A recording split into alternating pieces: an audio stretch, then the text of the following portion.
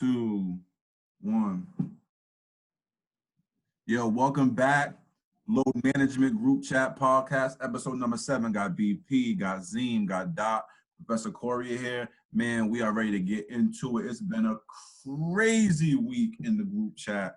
Yelling, screaming, arguing. I agree with you. I don't agree with you. Agree to disagree. A lot of it's been me and Dot, not gonna lie. So just be prepared for some fireworks later on in the episode. But I want to start this podcast off with talking about what's been in the news lately. Over the past few weeks and then over the past 24 hours, it's really intensified.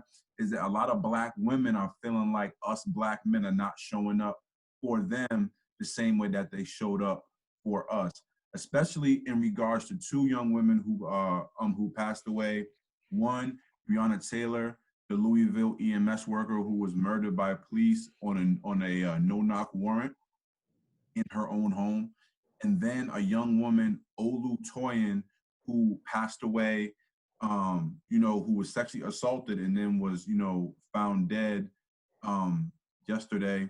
And she was on the front lines and she was protesting for Black Lives Matter. And she was tweeting about how she got sexually assaulted and nobody came to her defense. And later she was found dead. So there's been a lot of discussion on social media, in the news of, are Black men reciprocating the efforts of Black women in this Black Lives Matter struggle?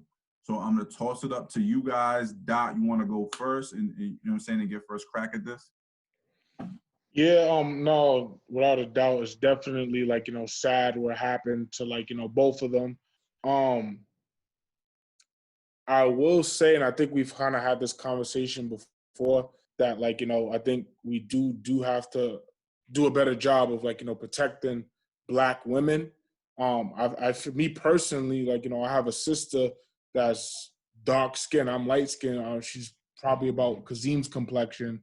And just growing up, just seeing how she was treated versus Hispanics, certain white women or even Black women that were lighter than her. So I definitely do think we need to do a better job of uplifting. But I think in this specific situation, while these are both sad cases, as far as Breonna Taylor, I think that the country and the world has come together as far as saying these police officers need to be brought to justice. Beyonce wrote an open letter, so they're definitely trying to get the awareness out there to make sure justice happens. And as far as the other woman that unfortunately passed away, I don't think a lot of people knew. I'll be honest, when you sent the list of topics yesterday, I went and did my research and then I found out. And then I think I told you today, wow, this is really a thing going on that, Black women don't feel like they're protected enough. So I don't think it was intentional that people are sweeping it under the rug, but I just think that a lot of people weren't informed on the situation that's going on. So, rightfully so, people are angry. You never want to see anything like that happen. And justice will be due, but I just think a lot of people needed to learn and get more information on exactly what was going on with that situation. No, I definitely agree with you, Doc. I think people are just not educated on every situation that's going on. So I wouldn't say it gets swept under the rug, but it's more just under the umbrella total of Black Lives Matter. It's just more distress in the Black community, whether it's coming male, female, Black, Hispanic. So it's just really under the whole umbrella of police brutality and what the people out there marching for, which is equality, which is to bring justice to these people that are damaging our neighborhoods or damaging their communities when they're supposed to be uplifting the law and upholding the law. So I think it really falls under the umbrella. I wouldn't say that it's being swept under the rug at all. I think it's just one of the many cases that we have just under the distress of what's going on in total with the world. So I wouldn't say that it's any less important than the Black Lives Matter or the George Floyd situation or the Ahmaud's situation, I think it's all under the same umbrella. You know, I'm just gonna keep it a buck. It's unfortunate that we are using this time and opportunity to talk about Black men and supporting Black women, because unfortunately, I just personally feel this is more of a tie-in of what Black men's been getting ridiculed for years about. Liking light-skinned women, liking white women, liking, you know, of their not ethnic group. And now with the whole Breonna Taylor and the Oluwatoyin situation, it's just like, where's the Black men again? And I disagree that we're not, because Breonna Taylor is getting headline news, and a lot of celebrities, African-American male celebrities as well, has voiced the Breonna Taylor to the max. The Oluwatoyin thing, this is something that I did just read up on yesterday. Definitely devastating, especially she went hard for the Black Lives Matter. She was front line with it. She was aggressive towards the police. She put together a lot of peaceful protests, which I really, you know, commend her for that. And it's unfortunate we lost her. She was a soldier. She was a great advocate for the Black Lives Movement. But to say specifically, you know, we're not protecting our Black women, I know my whole perspective had changed having a niece who's a Black queen in my eyes and views. And I know my heart of heart is making sure that I protect her from all the prejudiceness, the racialness, the you know, not equality, especially in the workplace and education, and just making sure that I'm doing things of that nature. So once again, this is, to me, Twitter driven. And you guys know how I feel about Twitter and their opinion in regards to that. I hope they, you know, understand, let's keep our eyes on the prize. We can't be in a Black Lives Matter movement talking about Black men not supporting Black women. And once again, when the outside people are viewing this, it just looks more of like Black on Black crime. Just know we're there with you, sisters. We appreciate you, sisters, and what you do for us and holding us down. Black women, they do go hard and they are passionate, and that's something that I admire about them. But once again, I personally believe this all stems back from Black men and their preferences, and I'm talking dating-wise relationships. And this is where I feel like this whole thing came about, because media was not covering the Oluwatoyin thing, which they started doing today, which is very great. But Breonna Taylor has been in the forefront. And even when we went to the protest, it was more about Breonna Taylor and making sure those guys are accountable who did the no knock. Like, I don't give a damn about no law changing and trying to name it after. Arrest those dudes. We need to continue the pressure just like we did with George Floyd. Josh, you agree with me? What do you think? Keep it a buck. Doc, did you want to jump back in before I said something? Yeah, so I'm gonna play a little bit of devil's advocate. So, one, I don't think it's Twitter driven. This is something that's been going on before I think each and every one of us was born. But I do agree, like I said, I just think that a lot of people didn't have information. So it wasn't a matter of not protecting the young woman. It was a lot of people just don't know about the full story yet. It hasn't developed nationwide as other stories have. But like, I think me and Josh had this debate with you, like I want to say last year or something like that. It's a ripple effect. Like, it's when something happens for so long, when you finally get that opportunity, it boils over. And I look at it more so than Black women or darker skinned women are upset because certain Black men tend to date, like, you know, out of their race or, like, you know, lighter women. But you have to kind of bring that back and kind of understand where that comes from. Like, for instance, like white people, for instance, I've known white guys that says, yeah, I like Black girls, but I like the lighter ones. Or our own people say, I don't want somebody that's that dark. Or we'll say specific things. Women are not hired because of the color of their skin. They're seen as, like, you know, dark is when you're a woman especially, isn't as taken as, like, you know, isn't as praised as much as when you're a man. So it's kind of like that stepchild theory. Like, you know, why do you love him or her more than you love us? So when they get an opportunity like this happens, that anger comes out. So I just think that I can admit they kind of are put at the bottom of the totem pole, and that's not right. So that's just kind of what my take on it was. Z, jump back in.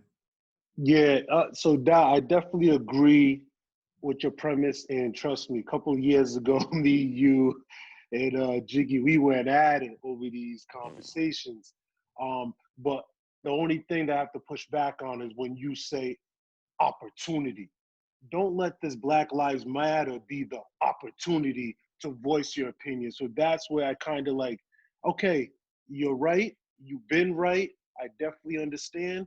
But that keyword opportunity, and I feel like they are trying to use this as an opportunity where I just want us as a collectively to come together and keep our eyes on the prize. And let's get more information about the Oluwatoyin and see how we can help in that situation. But I know for sure, and I'm strong in belief that as a community, men, women, and obviously other races as well have been supporting Breonna Taylor, and I just don't want that to fall by the wayside because we've been pushing hard, hand in hand with the George Floyd situation, and especially with the Ahmaud Arbery situation as well. Yeah, I agree with that. But my question to you is, Zim, and then we let Josh speak on it, is, so when is the opportunity? If this didn't happen, when will we be able to bring it up? When would it have been able to come to light? But that's why I said, that's why I go with my original statement with saying, like, it's all under the same umbrella. I don't feel like we need to distinguish men from women. It's Black lives. You know what I mean? So I feel like I agree with Zim in a way. It's like, it's bad timing to kind of put that narrative out there. But at the same time, I think we're fighting for everybody, man or woman of brown skin. So I don't think this has to do with preference of dating or anything. I think it has to do with the root which is police brutality against Black and brown people. And I think we're out there, the people are out there doing what they need to do to change that. And I think this is a bad narrative that us as Black men don't support Black women. Well, I'll say this. I'm kind of leaning towards Sean's side a little bit, and I think you guys all made really good points, but I'll just say a few things. I think that we as men have a blind spot to it.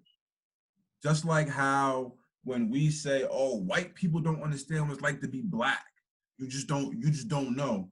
We don't know what it's like to be a woman, right? So I'll give you the perfect example of this, of male privilege versus female privilege, right? So I was in that Tufts class last year getting my certificate, and my group was the last group there. There's only 2 men in that group, and it was 9 women.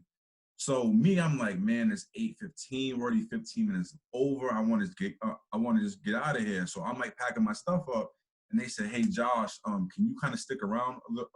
We're almost done. And I'm like, and then it clicked in my mind, they didn't want to go in that dark parking lot by themselves. And that's just one little small thing that's like a huge blind spot for us men. Like, yes, you know, I think that for the most part, you know, we would like to think that we're doing our best to protect and advocate for Black women. But I think that because, you know, males are the more dominant species physically, and we have to go a little bit above, a little bit further, and do a little bit more than what we've been doing. And you know, this whole URI rape page that just, you know, that came about, right? So I see people saying, I don't want to see that. Like who wants to, like, this is probably all fake, this and the third, but a lot of women are being able to get their story out. Yes, there are a few fish stories and some BS, and social media is not the best place to navigate that.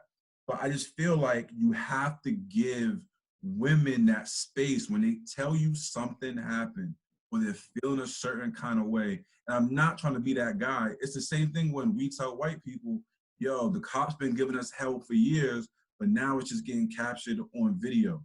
Now it's being recorded on social media for the world to see. So a lot of it is just, I think sometimes we as men, you want women to jump through hoops to prove their story or to prove their injustice or to prove their gripe. Whereas we get that same frustration with white people when we have to, when we feel like we have to jump through hoops and do X, Y, Z. And even sometimes when stuff is carried out on video for the world to see, we still don't get our just due. So I'm not saying you guys are wrong, but I'm just saying that I think that we have a little bit of a blind spot. And I'm not trying to be that guy, you know what I'm saying? We're all stand-up guys here, you know what I'm saying? We all worked with kids and work with a lot of young women of all different races who we've helped along the way. But that's where I think it's just a little bit of pushback. And the last thing I'll say before I give it back to Z is that we can't collectively come together as Black people unless Black women feel fully backed, fully heard, fully given the stage alongside us. You know what I'm saying? Like, obviously, we know that a lot of the bad interactions with cops on a percentage level, a lot more happen with males. You know what I'm saying? They're scared of us. They're intimidated by us. It kind of just goes with the territory.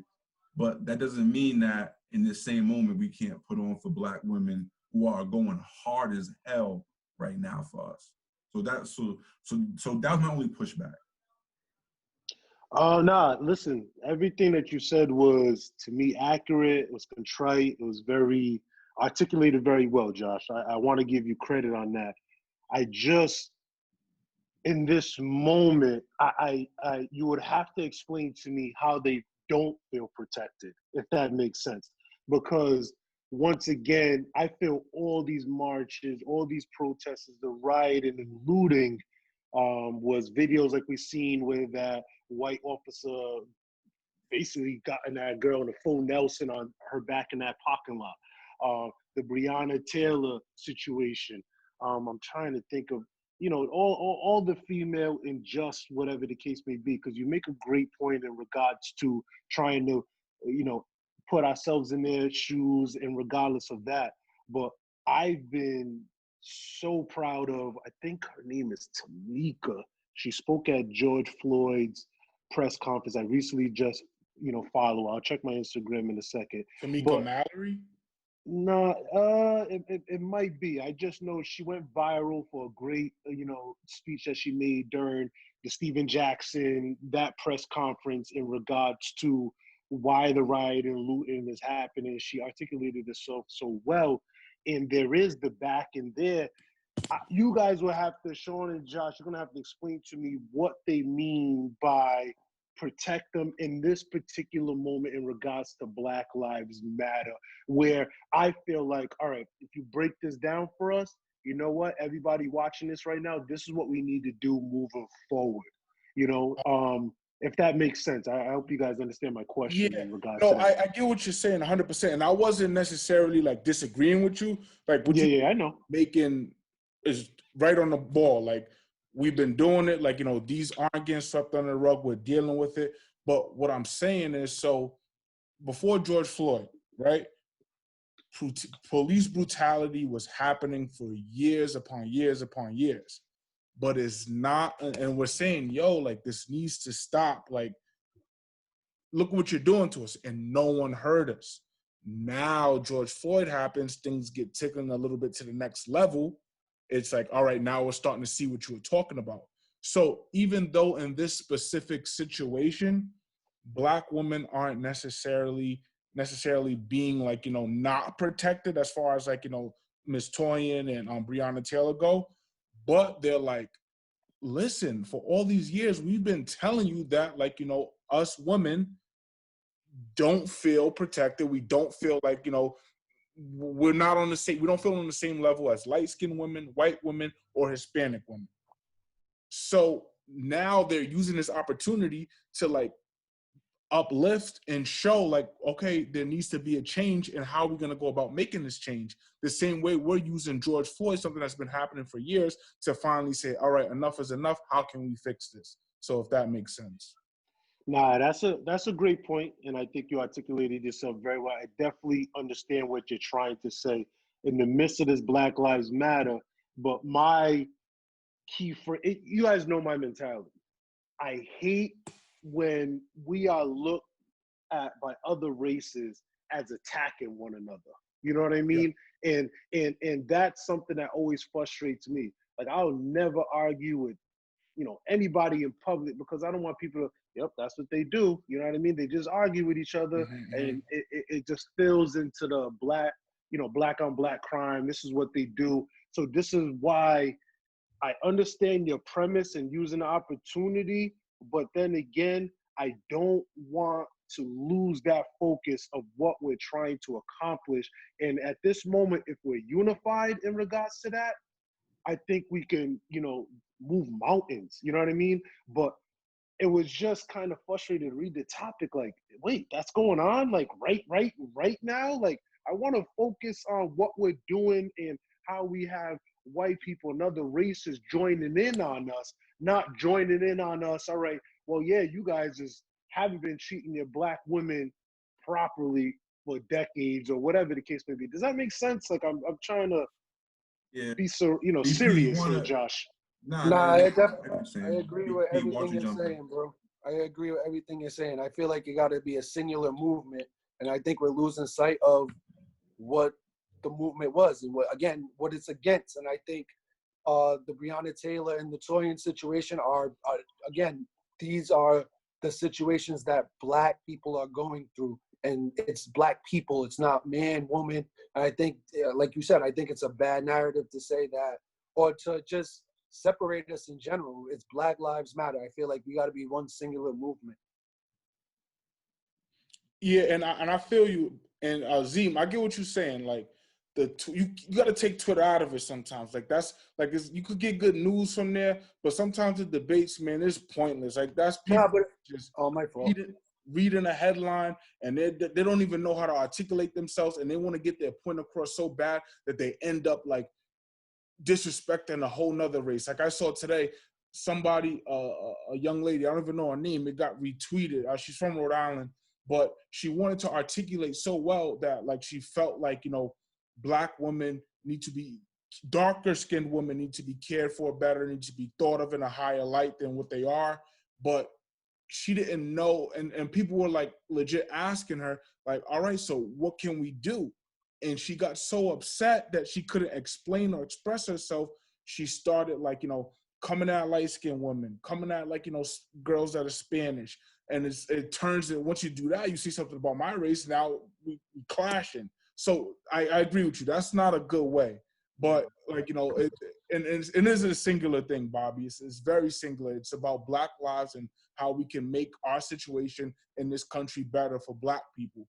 But within that, we also have multiple things within our own communities that we eventually have to and need to deal with, and that's one of them.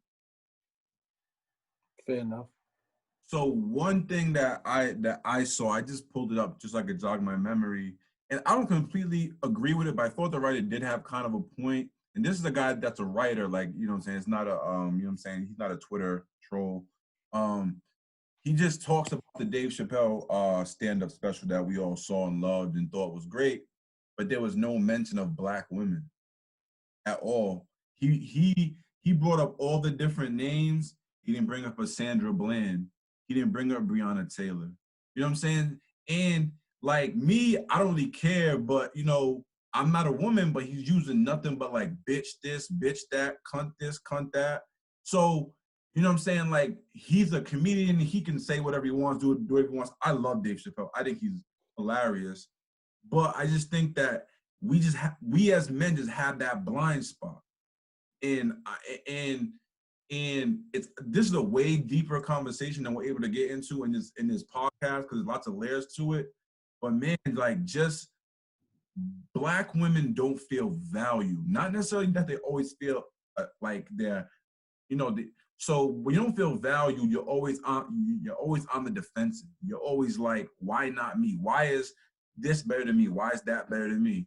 So I just think that there's lots that goes into it, but Black women step into the front lines of that Black Lives Matter movement, no questions asked. No questions asked, period.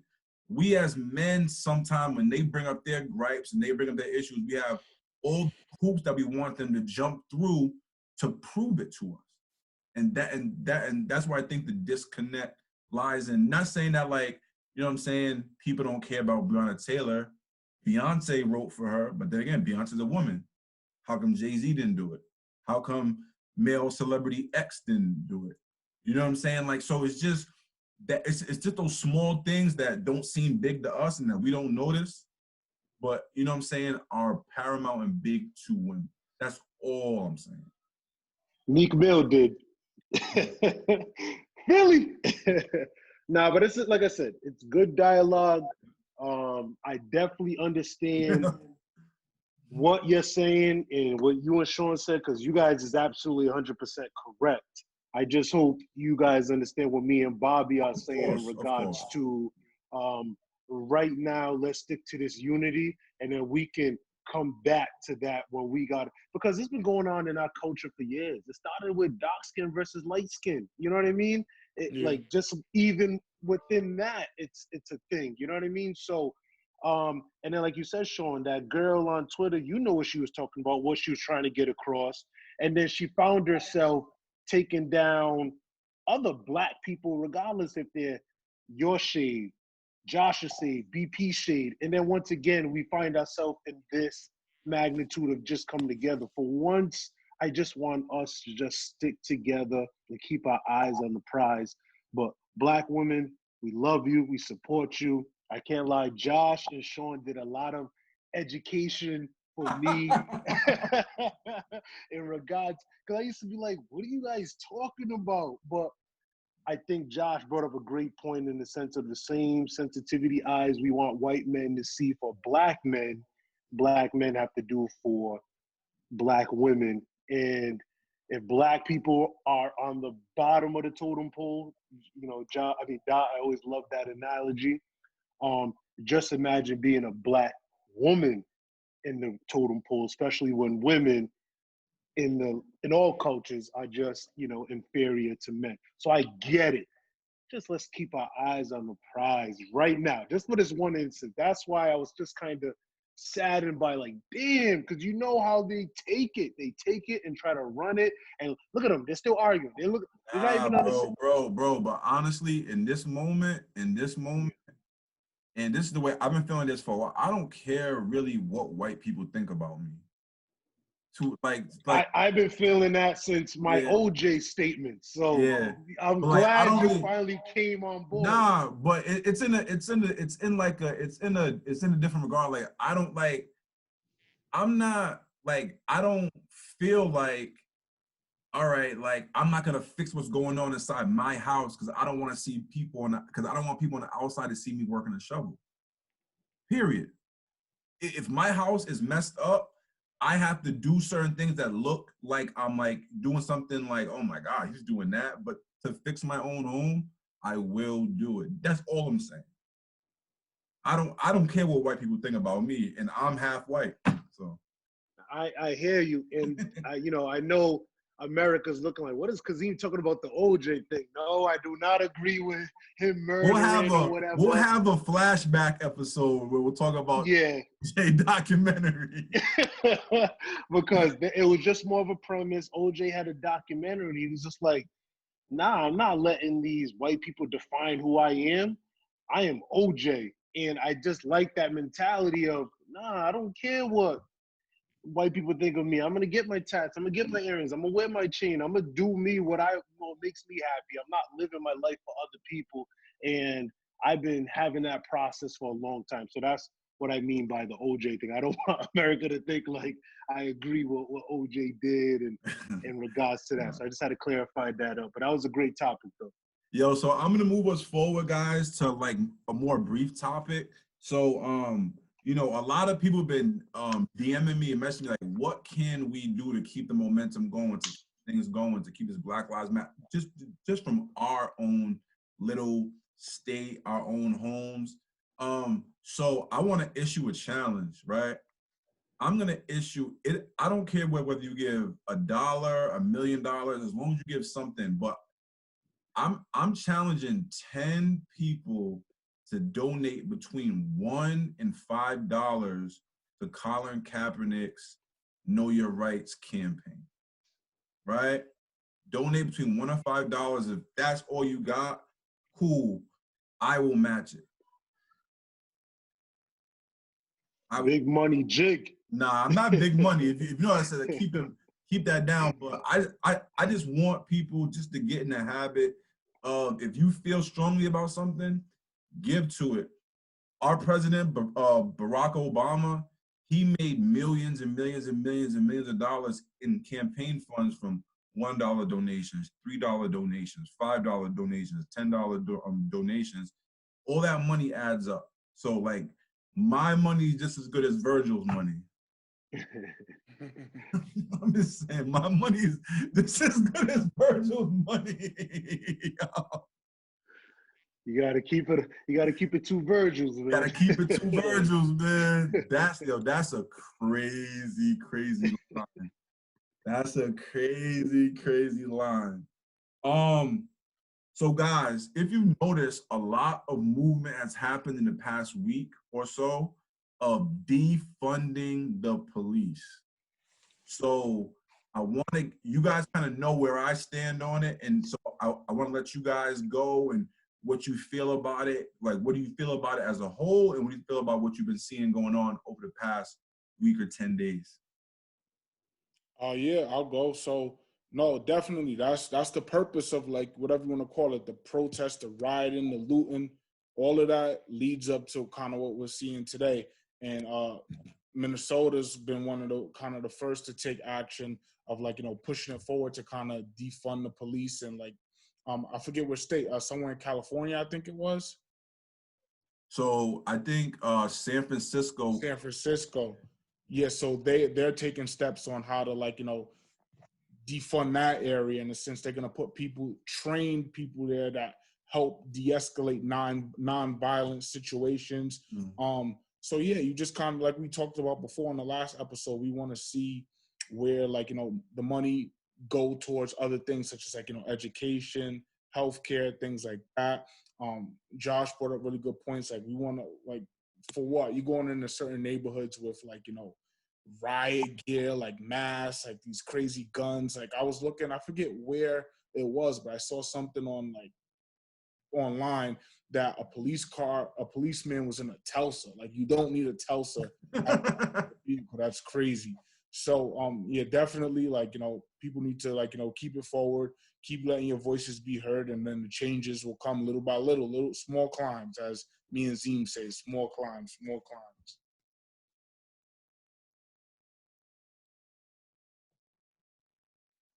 No, I definitely agree. I think we need to, like Dot said, I'm all for it. We pay our police very, very, very well. So I feel like at the end of the day, a small chunk from that, if we're putting it in the right direction, if we're putting it into our schools, we're putting it into our after-school programs, our recreational programs, our parks and recs, giving our kids a good outlet or places to go so they're not getting into trouble or not doing things or just being on the streets in general.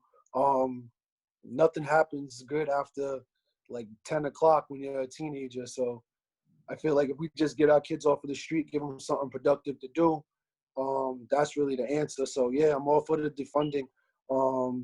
Like I said, high crime areas, it's because a lot of our demographic don't have anything to go. I mean, anywhere to go, anything to do. So I think that's going to be half the battle. So I'm all with it.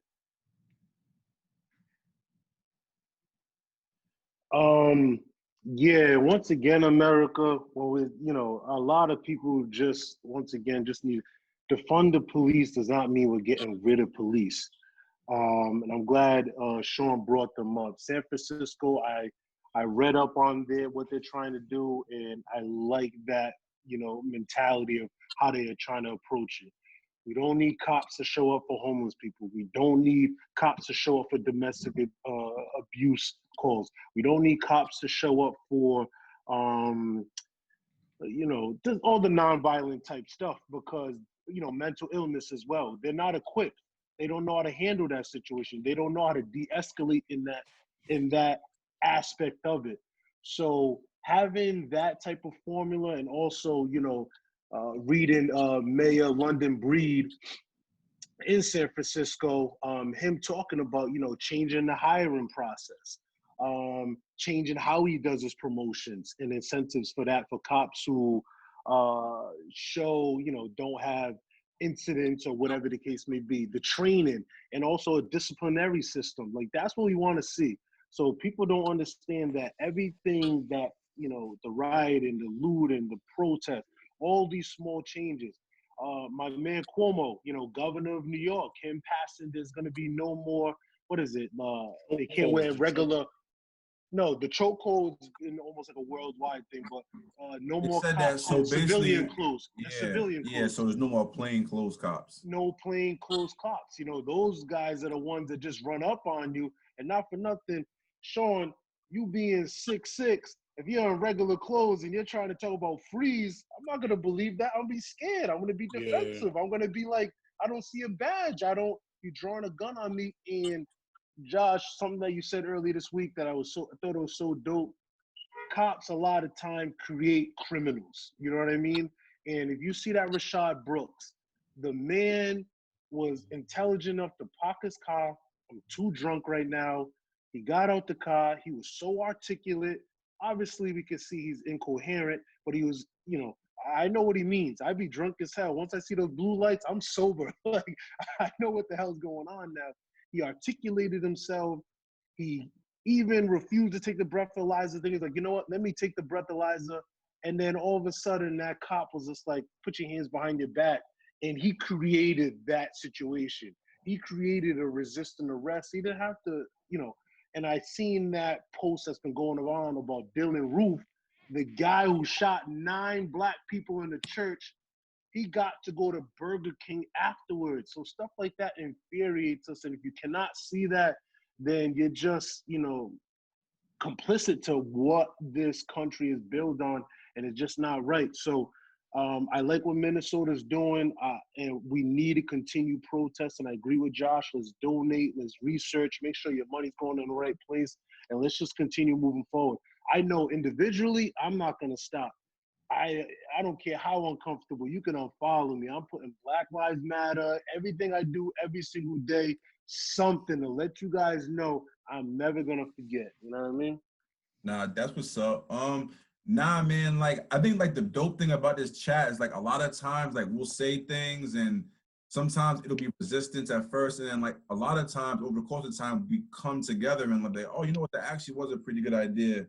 So I'm just happy that we just came into such quick agreement about this defund the police, because I feel like what Sean was saying is right.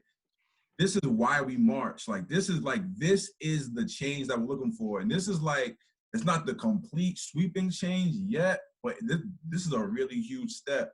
It's crazy. The city of Boston is going to defund their police by 20%. And, a lot of people in this chat feel a way about Boston and the way that they over police and the way that they, go about their business in that city. I worked in Boston for years. My father worked in Boston for 30 years. You know what I'm saying? We talk all the time about the Patriots games and the Celtics games. And if you've been to a Red Sox game, I've been to a Red Sox game where I feel like the only black people there was me and David Ortiz and Manny Ramirez. You know what I'm saying? Like, it's different there. So I think that Sean made a good point in the chat. I really want to big him up, because you said that white people view cops as like superheroes, as like, whereas we view them as like, almost like in like an adversarial type of way. And then I remember me and Zeem got in an argument, and Zeem loves Law and Order SVU, right? Yeah, he loves him some Benson. So those shows, I feel like they normalize the corrupt behavior, and in the back of our minds, it makes it seem like, oh, well, they're only really trying to get to the bottom of it. And they're breaking this rule. If you watch Chicago PD, Hank Voight breaks all the rules. Olivia Benson's twisting people's arms to get confessions and do XYZ. If you watch New York Undercover back in the day, same thing, and those are minority police officers. So I'm happy that this movement's happening. I want to see more of it. And then, Sean, I think what you're referring to is in California, 3 large police unions said, all right, we're going to work with you and make the changes within our own house. Because those lawyers and those high-paid executives in those unions, they can see what's going to happen, you know what I'm saying, coming on the horizon. So they need to get their officers trained or either out of the force, because they know that the old way of doing things is slamming people up against the wall, you know, ripping and running and doing whatever you want to do is coming to a close sooner than later. So I'm so happy. This makes me so happy. You? And absolutely. And even it's funny that you say that too, because, you know, I've been doing the DI training. Obviously, I'm only African American in this, you know, 28 people. Shout out to, you know, those 28 faculty and staff that pulled up. But they mentioned that, you know, how they view cops, and cops are superheroes to them. And I'm just like, well, I don't get the same experiences that you do, that you're privileged to do when it comes to police officers. And another thing that I did like, and I think it was Minnesota was the first, was removing police officers from the schools. And honestly, to keep it a buck, you know, I love the officer in our school, but I'm putting together paperwork right now with statistics and research showing that the detriments of having a actual full-time police officer within the school in that type of environment that, you know, that creates. So that's something that I've been focused on. And once again, I just want everybody to keep their eyes on the prize of why we're doing it, why it needs to be done. Because at the end of the day, if you have no accountability, you're liable to do anything or whatever you want with no repercussions. Just imagine that if we had that in our relationships, like the things we would do. Or maybe not me, but you know what I'm trying to say. This kid. He always he was doing like he's doing A+ work, and now I've got mental illness, bro. It's a mental mental illness, bro. Oh man, but you guys get my premise. Like, when there's no accountability, you're liable to, you know, get away with anything. So I just want, you know, cops are there to protect and serve. And unfortunately, we got too much abundance of cops in neighborhoods with minorities in it, and they are trying to police at an all-time high, and then looking for trouble, then insinuating trouble. And I'm a strong believer in that. Like, it's systematically targeting us, and unfortunately, until we change, until, you know, we change what systems that they are doing, we got to keep going. We got to keep doing it. We got to keep pushing. And I don't want this movement to stop whatsoever. Speaking of a movement stopping, so July 31st was supposed to be the start of the NBA season. And over the past, I would say, 3 days, there's been a lot of conversation about, you know, some of the players don't want to play. Some of the players want to play, but they're concerned, but they have concerns. And some guys just say, hey, let's do it, like, do whatever we got to do to get it done. Let's just play. So this was a big topic of conversation in the group chat. So Sean's been kind of leading it. So I'm gonna tee him up, and then we'll all kind of respond to what, you know, to his thoughts. All right, so my biggest thing, which always has been with social media, and I will always say this to Josh and Zeem with their like podcasts and articles, if you're gonna, and not saying that they do it, but sometimes if you're gonna, you can't just read the headline. You gotta read the headline, read the article, and more to kind of get the full scope of everything. So I've been very like upset with like how Kyrie has become the villain for something that, like, you know, I felt like he did the right thing.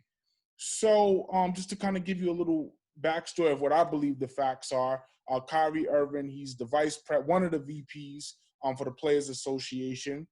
So it comes out that Kyrie Irving is leading this call, and he's saying we can't play in this moment. NBA shouldn't play while the Black Lives Matter moment's going on. So everybody's going crazy. Like, how can Kyrie say this? Like, what's going on? So then when you read a little more, you get a little more information. It's actually him and Avery Bradley that took it upon themselves to go lead that call, because them being the vice presidents of the Players Association, they're getting reached out to. There's more, and aside from the Black Lives Matters movement, there were so many other reasons why that call needed to be had. Players were wondering, would star players get better treatment than, like, role guys that's going to be there in Orlando? Some of the younger guys that are due for contracts, they wanted to know if there's specific insurance plans that they could look into.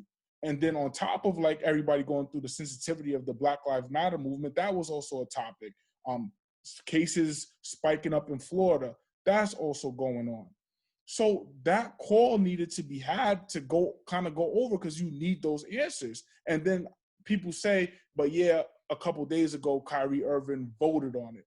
But if you do your research, what they voted on was the scenario of what it would be for the NBA to come back.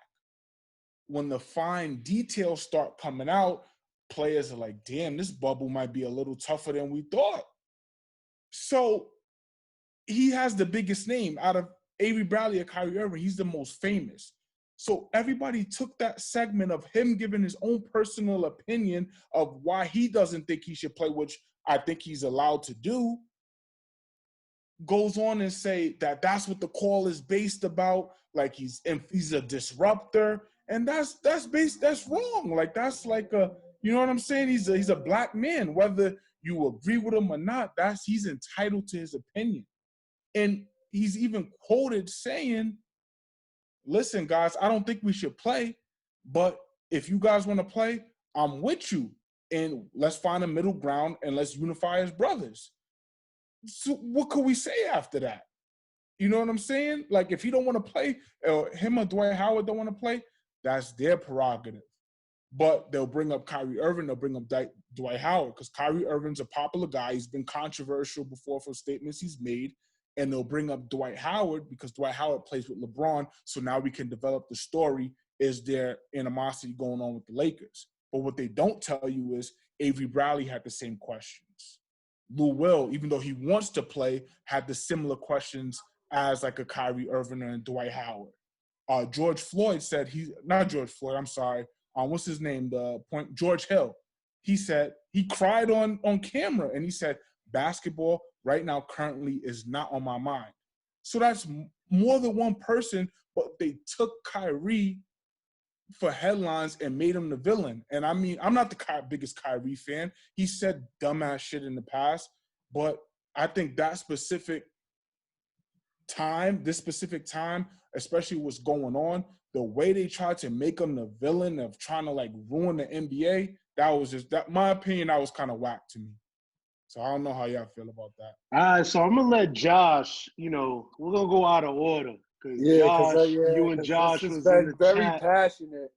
Yeah, so I'm going to let Josh rebuttal, and then, I'll chime in after that. So when we talked in the chat, if you remember before the Kyrie thing happened, Chris Paul said that he was going to start reaching out to certain individuals because people wasn't informed on all the scenarios. So and I agree with you. I said the union has to do their job to inform the players of all the scenarios. So that's a given.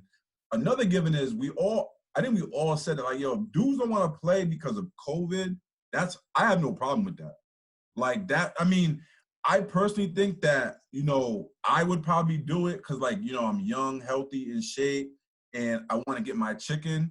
You know what I'm saying? Cool. You know what I mean? I would personally do it, but if, like, we're on a basketball team and it seems like, hey, guys, like, I don't know, man, I just can't mentally get there to play, and this is something that I never seen before, cool. Now, to get to the whole Kyrie thing, right? So I wrote some stuff down since you said I didn't do my research, right?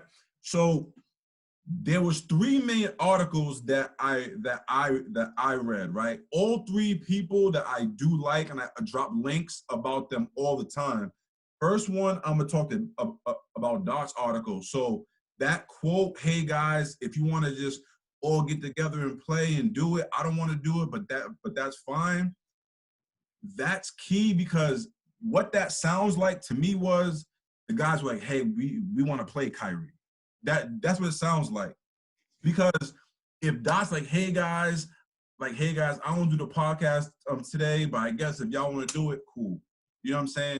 That sounds like it's after some discussion was had.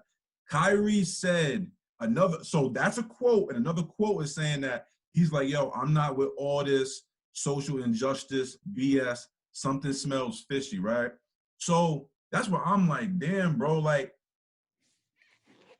now, Doc says I don't like Kyrie. So if I don't like Kyrie, you know I don't like LeBron. If we go off historical chat stuff. So if you remember when Kyrie left Cleveland and gave that weird interview on First Take, I was all on Kyrie's side. Like, yeah, bro, like, get out of there. Who wants to be with LeBron? Giving out orders and doing X, Y, Z. All right, cool. Everything goes left in Boston, all the locker room stuff. A lot of that was left at the feet of Kyrie Irving. Then he goes to Brooklyn. Brooklyn's the feel-good story of the whole league the year before. Now, with pretty much the same roster, because KD's not even there, and just take off D'Angelo Russell, who's an inferior player to Kyrie, and you put Kyrie on, now everyone's not happy. They're miserable. So I'm just saying to myself, like, I don't have anything personal against Kyrie. I actually think Kyrie's a great basketball player, but I think that, one, I'll state Kyrie, I don't take him serious. I think that the reason why my initial reaction was so strong against Kyrie, because I feel like Kyrie will wake up on Friday feeling one way and wake up 2 weeks later and feeling a whole different way. That just seems like that's his personality. And then Dwight Howard, like, he frustrates me more than Kyrie because, dude, like, no one takes you serious. No one in the league liked you. You were a pariah. Then the thing that I can say that Stephen A can't say, that Chris Broussard can't say, that Max Kellerman can't say, that all these other guys can't say is nobody in the league takes Dwight Howard seriously, because how can you take a dude seriously that has 9 kids by 8 women talking about Black unity? You can't even get your own house in order. No. So can I rebut that? Go ahead. Rebut that. So when you I don't like that. So when you say so if we all 3 want to do something and Yep. Bobby don't want to do it, and Bobby gets on the phone, gets on this podcast, and he goes, fellas, like, I'm not with it. Like, I want to move this way, but because, like, it's us, I'm going to do it. That's his opinion. I can't hold that against him. That don't mean I'm trying to change anybody else. I just means he's not being fake. He's telling the truth about what he really feels. And Josh, hold on, Josh. What you can't say is you can't take other situations. Why not? This situation. Why not? Kyrie could have been because that's what it's a difference. It's a difference. You could have did whatever he did in Cleveland. You could do whatever he did in Cleveland. Shown us. But Josh, listen for a second. You're not listening. Listen for a second. You listen. You cut me off. I let you talk. You got mad. No. You got mad. So keep going. We're not gonna scream. Just keep going. We're gonna keep going. You go. If you're not done, I'll listen. Then I'll go. Go. Listen, because Dwight Howard is not a serious person either. You don't know Dwight. Yes, I do, bro. It's been. I just don't like the fact you're bringing up his kids and bro. his baby That mother he has. has That has nothing to do with the movement, bro. The sole part of the movement of the Black Lives Matters movement is against police brutality, man. Like, not 8 baby mamas. You could do both. Don't do that. Yeah, don't do that, man. That has nothing to do with that. I will do that. I will. But like you can't. That's totally irrelevant to. No, it's not irrelevant. How is it? So if you have multiple kids, that's totally irrelevant to his passion. So if you have multiple kids, you can't speak on Black Lives Matter seriously. Yeah, like that's crazy. Bro, you're not a serious person. That's not a serious person. That's not a serious person. How's that? So if you have multiple I'm talking about kids, his passion for the movement, and you talking about how many kids and baby mothers he has. That doesn't equate at all. Because I'm not gonna take my cues from someone that doesn't have their personal life in order. Then is also a pariah in the NBA. Like like everywhere he's gone, he's had issues, locker. What's that got to do with his baby mothers? Because what does that got to do with his baby mothers? It got nothing to do with his baby mom. Exactly, Josh. Don't do that. He's the same dude. Him as a professional. He's the same dude that said, "I want the cross to be a symbol of the NBA." He said that in high school, Josh. He said that. It's a body of work. You didn't talk how you talk now at 17. I'm starting from then and going now. I'm starting from you said this is so you're gonna judge a man at what he said at 17 years old? Bro, you said, listen, right? You said that Kyrie Irving, right? Oh, that bringing what he said against him when he was 24, 25, 26, like he's like 50 now. He's 28. Listen, no, Josh, the thing is what you have to say is I'm 29 years old. I could tell you right now, what I would say at 29, I wouldn't say and think at 23. So that's very possible that you could change in a year, let alone 5. So what I'm trying to tell you is, if he wasn't the best teammate or if he handled the situation wrong with LeBron, that's basketball. He wasn't the best teammate basketball-wise. He is talking about something that we're living in, whether anybody wants to admit it or not. This is history. 50 years from now, we're going to bring up the year 2020. So you mean to tell me because he didn't do the best things basketball-wise, he has no basis, or because Dwight Howard has 8 baby mamas, they have no basis to say their personal feelings that they don't think that I'm not listening to them. But so Josh, if you're not listening to them, why would they allow Kyrie Irving to be the vice president? Bro, I mean, this gonna say anybody gets it. I know you're gonna say you're not gonna believe, like a lot of people don't want those jobs. Oh my, this is just they don't. It's easy. true. It's true, man. I'm disappointed you on mute this whole time because this is crazy. It's true. Nobody wants the job. Go ahead, Z. Go ahead. All right. First of all, that was highly entertaining. Like seeing the chat come alive like that. Like I was just ha.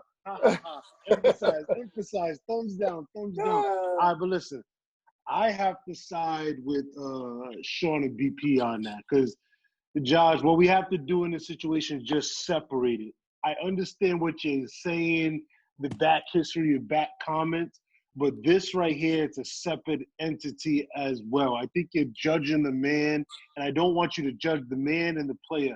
I want you to listen to his message.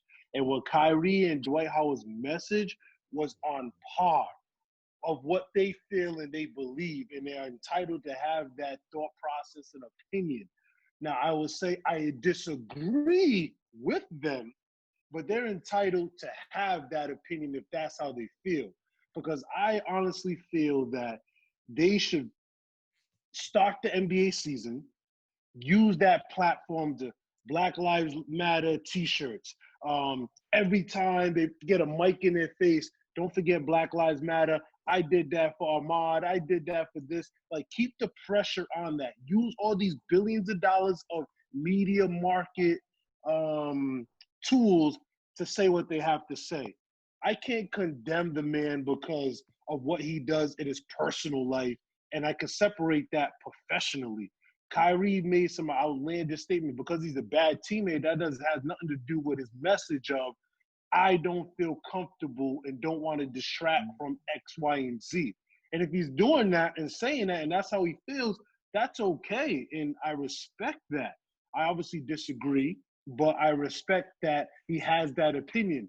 And he's saying, hey, this is how I feel. What do you guys feel? I'm going to go with the majority. And I think as a VP, that's a right mindset to bring up, what he did in Boston and the Kyrie, and the Cleveland thing. Like, that's irrelevant for what's happening. But what does that got to do with now? But what does that have to do with Black Lives Matter, what they're trying to do right now? But hold on, Josh, before you go. So that's listening to you, and I don't want to be outlandish, but I kind of have to. So listening to the way you're going, the great Dr. Martin Luther King, he cheated on his wife. He had multiple fidelities. So because he did that, we don't listen to what he said about our right. But the thing is that what I'm trying to do is, Good point, Doc. what I'm doing is I'm tying it all together, right? The first thing that I said in the chat was, I don't take Kyrie serious. And the reason why I don't take Kyrie serious, I listed out like 5 or 6 different reasons why. And the thing is, like, if something happened one time, all right. If it happened twice, okay. But now you're trying to submarine the season. And it has come to light that, yes, people were like, hey, like, we don't know what's going on. Can we jump on a call? But Kyrie only didn't want the season to start after they told him that he couldn't come to Orlando.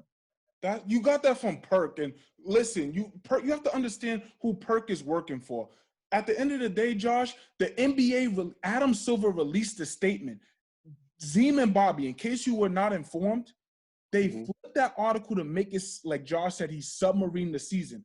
Adam Silver said the NBA was never the NBA was always going to happen. There were certain people that had certain concerns and questions, which was why the call happened. And Kyrie being on that call, one of the many opinions of that call was, listen, I don't think now's the good time to play. He also felt that way. D12 almost felt that way. George Hill felt that way. Avery Bradley felt that way. They misquoted Lou Will on Bleacher Report, and he even responded to it, and he said, I never said I didn't want to play basketball, but I want to figure out how can we still play basketball and not move away from what's going on right now. So to say he's submarine, man, that's simply not true. Yeah, that's in your opinion. In your opinion. So hold on. So this is where we started, because I'm gonna be honest. When I first got the clip, or when I first got the quote, I was on Josh's side. And then Doc kind of broke it down, and I agree with Kyrie as far as the insurance packages for the young guys. He didn't bring that up, Bobby. Of treatment. But he said I'm all for it to be brought up. He said, no. This was all in the same. This was the all in the agents same. brought it up later. Oh, you like discredit people the now. packages for the young guys, like the health I'm just keeping concerns. it real. So I want to see basketball, but I don't want basketball to not happen because of the Black Lives Matter movement happening right now. I feel, again, I agree with Zim that with the platform that the NBA has, because be honest, when COVID happened, when the NBA shut down, the world shut down. Be honest, right? So I feel like with the platform that the NBA has, I feel like this is a great time for us, for basketball to start, for guys that are so passionate about this movement to have that platform to, like you said, make this be known. This is what we're about. This is what we're trying to raise awareness for. This is where the funds are going.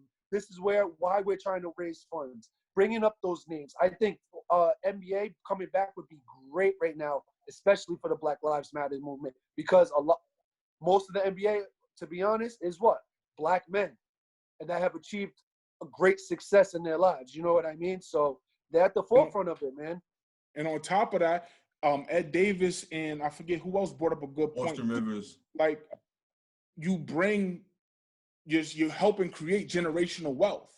And not a lot of people, and that's another thing that they took and misconstrued what Kyrie saying when he said that, I know there's 20 people in the NBA that are getting paid here and everybody else is here. That's what Ed Davis is saying. We can't afford to take that loss, because right now I'm losing $30,000 per month or whatever he's losing. So he's saying, I know that's a divide, so let's get on this call, and that's why we're going to talk. So, for instance, Bobby, everybody wants basketball back, right? But we also are aware there's a chance that there could be a spike in October. We are also aware that next season may not be no fans. So if there's no fans, that's 40% of the NBA's revenue, whether it comes from ticket sales, food, merchandise, and big markets like Golden State, the Lakers, the Knicks. They support some of the smaller markets with that revenue that they pull in. Mm-hmm. So let me ask you a question. Let me ask you guys a question. If there's no NBA season next year because of the spike, or there's no fans, what do you think is going to happen to that CBA anyway? So that's why you have to get on a call, because yes, you did agree to play. Everybody's hyped. They want to play. They want to come back. Everybody voted yes, correct. but you can't just go out there and play.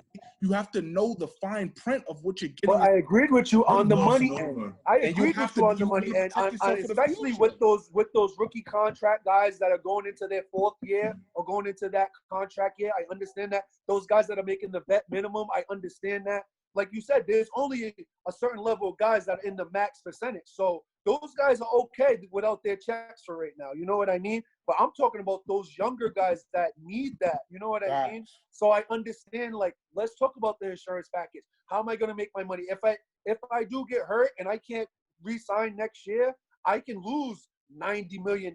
So I understand the reservation, but at the same time, where I think the quote was more about the Black Lives Matter or distracting from the Black Lives Matter. Because the call was mainly about that. I think that was wrong. No, it wasn't. Yes, it was. Yes, it was. That's not true. So it was. Josh, yes, it was. I believe Josh, Woj just released a new one. I sent it to you. Yeah, I know. I saw it. He didn't say Black Lives Matter. He didn't he said never retracted times. I'm sorry. He didn't retract anything. Or something along those lines. All right, so Josh, quick question. Is it you have issue with the message or you have issues with the messenger? Like if Both. Stephen Curry had Both. said that. Both. All right, so explain that. Like so the reason why I have a problem with the message is because it's not even feasible. It's not like it should it's almost insulting that it's on the table to me. It's almost insulting that people are like, yo, like, if it's from a health perspective, we all agreed, yo, don't do it. If it's from a health perspective, don't do it. Like, then, I mean, but if it's because of the Black Lives Matter movement, like, bro, like, to be honest with you, like, even a guy like Bron, like, if there's no NBA, there's no greatness that Bron has done off the floor. You know what I'm saying? If there's no, not saying NBA, I don't like but that. he don't have a platform. He don't I don't like that. platform. If there's no, like, bro, what Dot just said about them not having a season next year, and then possibly saying like, yo, let's just not play this year. Bro, like, it's over. Jake, you just said no. LeBron James doesn't have a platform if he's not playing basketball. No, I'm saying if there's no NBA, if there was never basketball, people forget the original reason why you got your platform. It's because of professional sport. Now, no, I understand that. No. Hold on. I let y'all go. Listen, there's no, like, they need that platform because, like, no one's gonna care what 99.9% of these dudes do or say if there's no league. Wow. I think that I well, I'll say this. I know that's true. I agree with Josh and what he's trying to say. Yeah, like where the platform came from, but it came from. No, you kind of outgrow your platform. People get known for doing and being multiple things outside of their profession, bro. When LeBron James speaks, the world listens. Like, that's obvious. But I'm saying, but without basketball, there's none of this. So like, basketball is one of the industries, like Ed Davis said, that creates generational wealth. Like Austin Rivers said, created generational wealth. Their statements were measured and cogent. That's what I'm saying. The statement that Dwight Howard put out there, we shouldn't play basketball until like this, until systematic racism is addressed. Bro, we'll never play basketball again. Right. And then this is why I say I agree with Josh, because I was listening earlier. I thought Stephen A. explained it very articulated so well. Meaning, and Doc, just hear me out in the sense of if it's no basketball, and if we're gonna wait until all these changes, that means Black people will not be working for the last 400 years. You know what I'm saying? Yep. So that was the crust of it. Is like sometimes, like, you know, even in my own work field and you guys' work field, you guys dealt with BS, but that didn't stop you from obviously making your living, you know, providing for your family. They have the opportunity to obviously shed a lot of light on it. Like, I really want Kyrie, you know, if he plays the game, sit at that podium. Someone asks him, hey, how did you think about tonight's game? Black Lives Matter. Yes. Oh, what did you think about the 22 points LeBron just dropped? Black Lives Black Lives Matter. Matter. Like he could use that platform, but it can't be. We want to take away from what's happening right now. I think these guys can really lift it up. Enhance My it. only issue with Josh is he's killing Kyrie and Dwight for for personal past stuff. transgressions, for Yeah. personal stuff, And which I that's, really feel they was on point with what they was trying to say and how they feel, and you have to respect it. and that's All right, all so I'm saying. Wait. One quick thing. I'm gonna say this right. I'm not like Doc. I even said that I'm glad that Kyrie and Dwight are at least awoken to this point where they want to be conscious, right? I did say that, but at the same time, it's like if there's so much on the line for other people. But that's that's Bron, why Bron probably heard that and fell out of his. it don't matter. It don't matter how he fell out of his chair. What you trying to? It does. What I'm the point is, I'm getting Zim and BP and Josh. For the record, I want the NBA to go on. I agree. There's multiple ways to do it while the NBA is going on. Like when Stack released his statement, Stack is actually being hit from a more personal level. So I get why Stack doesn't feel like it should be played. But what I'm saying is, and what I don't know if you guys missed it in the chat when I was talking to Josh, what I said to him, yo, stop reading them articles. That 40, 50 players not going to play. It's not real. Like the people that we know is going to be there are always going to be there. We may see like a one-off case, like a B12 if he really decides not to play, and it's June 15th. He has a whole month and a half to decide. But what I'm saying is, don't let it be sabotaged. Like Kyrie's trying to sabotage the league for the simple fact that he can't go, and he just wrote all of that, and you're gonna vilify. That's what white people do. Don't vilify him. But listen, if black hold on, Josh. Black dudes are saying it. But that's his opinion. He didn't say, yo, everybody ride with me. Let's do it.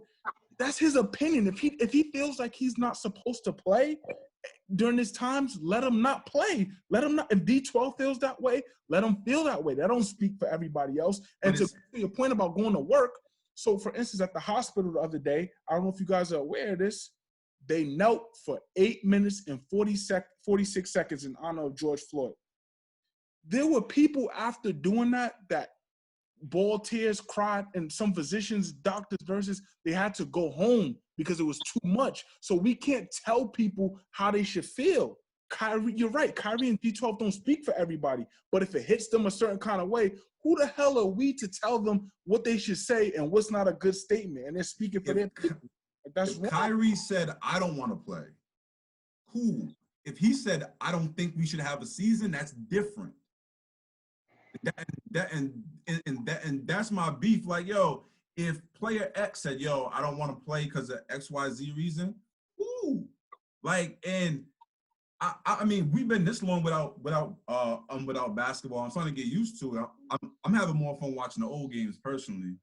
So, but listen, like and then like part of me is like, I know that Adam Silver's in a tough position because he has to weigh like, all right, I know these guys don't want to be locked down in a bubble for 2.5 months, but it's the best way to keep them safe. So now it's his job on his side and Chris Paul's job on his side to get everyone on the same page. And so my thing is, I don't have a problem with Kyrie not wanting to play. I mean, he's not playing anyway. You know what I'm saying? So, like, cool. But I just think that you see the maturity level to be able to lead men, and I don't think he's there yet to be able to lead. So Josh, my only thing is once again, obviously, you know, I agree with what I want the NBA season to return. But when you say, all right, Kyrie should say, me, I, cool. You got to understand, he is a VP. Yep. He is speaking for a percentage of certain amount of players. You being the director of high school, you go talk to your high school staff, then you go to a meeting with the middle school staff and this and that. And even though that's not a reflection on everything you believe, as a representative, you do have to articulate both sides, even if you personally agree or not agree. Does that make sense what I'm trying to say? And I think that's what Kyrie did. But they were all in the meeting. That's the main that's the main difference. Like there was so Kyrie said we need to have a call. So now there's 100 dudes in the meeting. So that's me talking to my staff of 20 and then going to represent them in a meeting when they're not there. And you feel like in that meeting, he was trying to influence other players. But that's not what happened. That's your narrative. Because so how did Avery Bradley feel the same way? How did Dwight Howard? They just went on that call, and Kyrie Irving's this big preacher and influenced. They put Jesus in and didn't want to play right on that call. But I'm not saying he was the only one. But if they said he led the call and he because he's the VP, him and Avery Bradley led it. I can read it to you where they said I know Avery Bradley and Kyrie Irving. I get that. Woj put that out. I can send it to you. I've seen it. You sent it 100 times. No, why you keep saying Kyrie if it was led by Avery Bradley and Kyrie Irving? Because Kyrie All Irving. right, so Avery Bradley and Kyrie Irving, right, saying that we don't want to play, they're both wrong. But that's their opinion. How can the opinion be wrong? Because, like, all right, so I think that all white people are stupid. Is that a right opinion? What? Like, That's what he's saying. Correlation, man. That's what it is. A correlation. He's saying that I don't. He says I think. Yo, Josh. What you're missing too. So BP and Zine. What you have to. Yeah, I'm listening. I'm here. What a lot of people are going through right now is they want to play, right? But they want to know. A lot of players in the NBA want to know how can we still play and at the same time not be a distraction and keep this movement going. The NBA reps have gotten back to them and said, okay, look, we're working on how we can reflect this. So it's not just Kyrie took it to the extreme, Avery Bradley took it to the extreme, D12 took it to the extreme, and George Hill took it to the extreme as far as saying, I don't think we should play right now. Everybody's multiple people have always had the idea like, damn, what can we do to do both? So now that's on the NBA's job to figure out how can we implement the two. So it's not like he's just like this cult leader that just said on the call just out of nowhere said, we shouldn't all play, ride with me. And they won't go down like that. He didn't even lead the So how can Kyrie? Because he's the biggest name, and that's what's going to get you all a click. It's cool. But Josh, you are showing your personal opinion. I don't listen. I don't like to affect, what is being said. Zine, that's my biggest issue. Yo, we've had conversations where I'll be like, oh well, this like someone that we all know. Oh well, they said this. You gonna listen to him? Like we've all said that about people that we know or we interact with. When someone says something and you're like, what? He said that? Oh my! And even if the conversation ends there, you're not taking it serious. So I don't think Kyrie's an evil human. I think Dwight's an ass, but I don't think he's evil, right? I just think that the way they went about it was irresponsible. That's all I feel, especially and Dwight more so than Kyrie, because at least what Kyrie did was behind closed doors.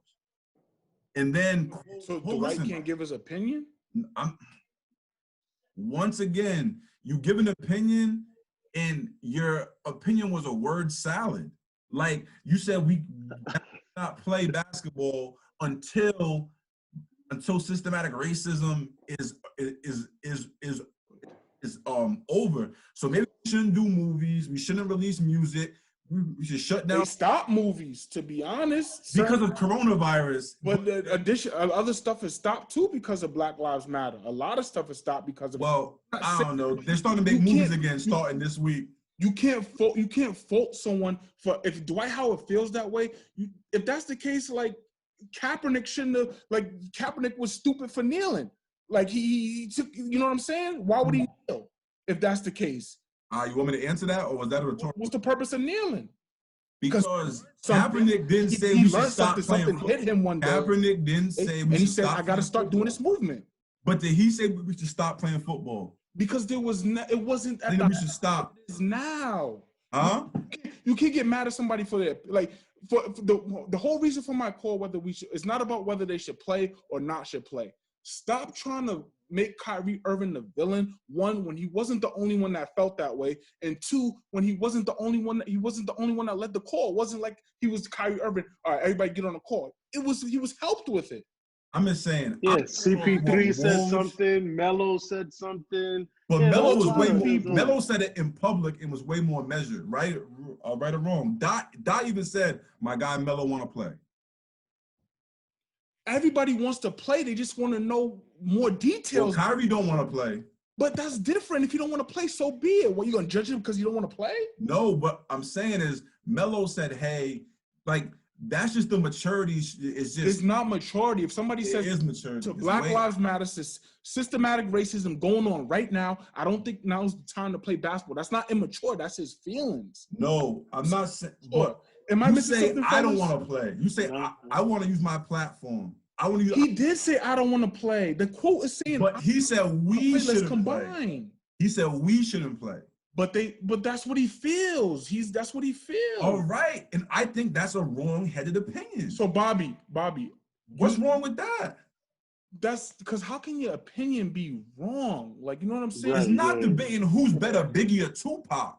It's different. It's his opinion in a sensitive. No. Well, what do you mean? No. Yeah, I respect it. While I think we all said the same thing. While we disagree with his sentiment, we got to respect his opinion and where it's coming from.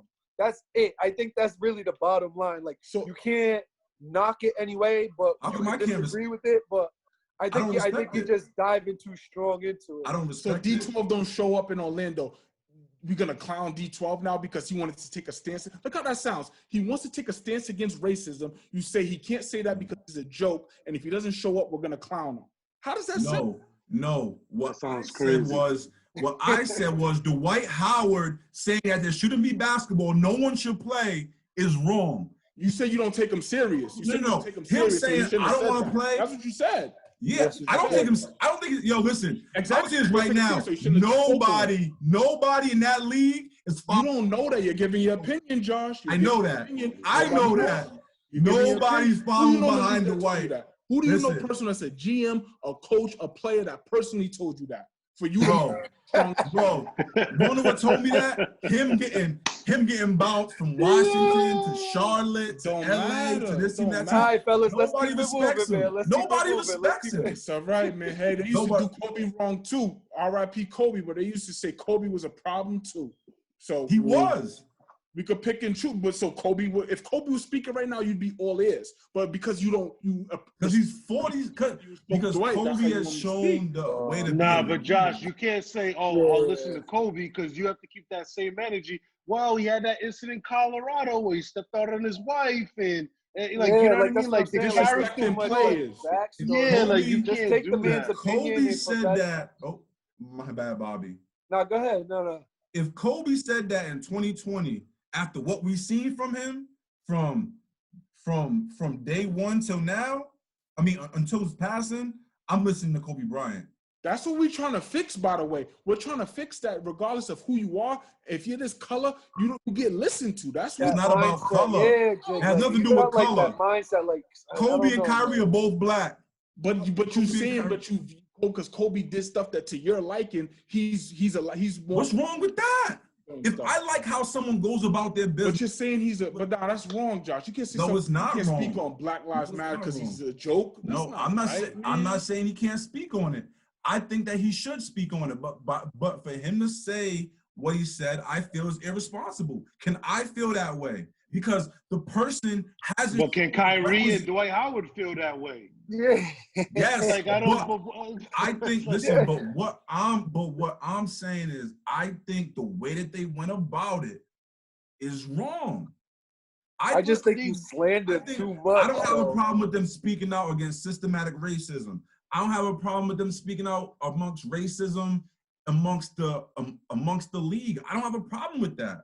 What I have a problem with is saying like, yo, guys, I think we shouldn't play. By the way, I'm not playing anyway. So why the Avery? But we shouldn't play because what?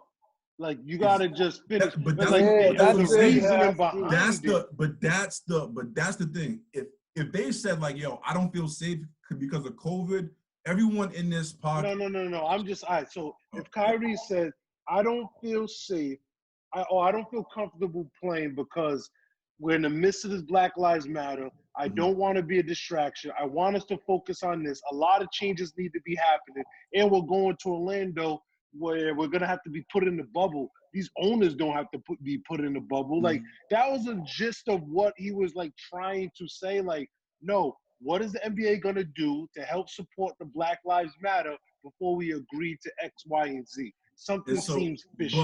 But what he I don't think that's a bad thing. What he said was, I don't think he should play. He said, son smells fishy. That's not what you breaking up his stuff to fit your narrative. That's not. No, I'm not.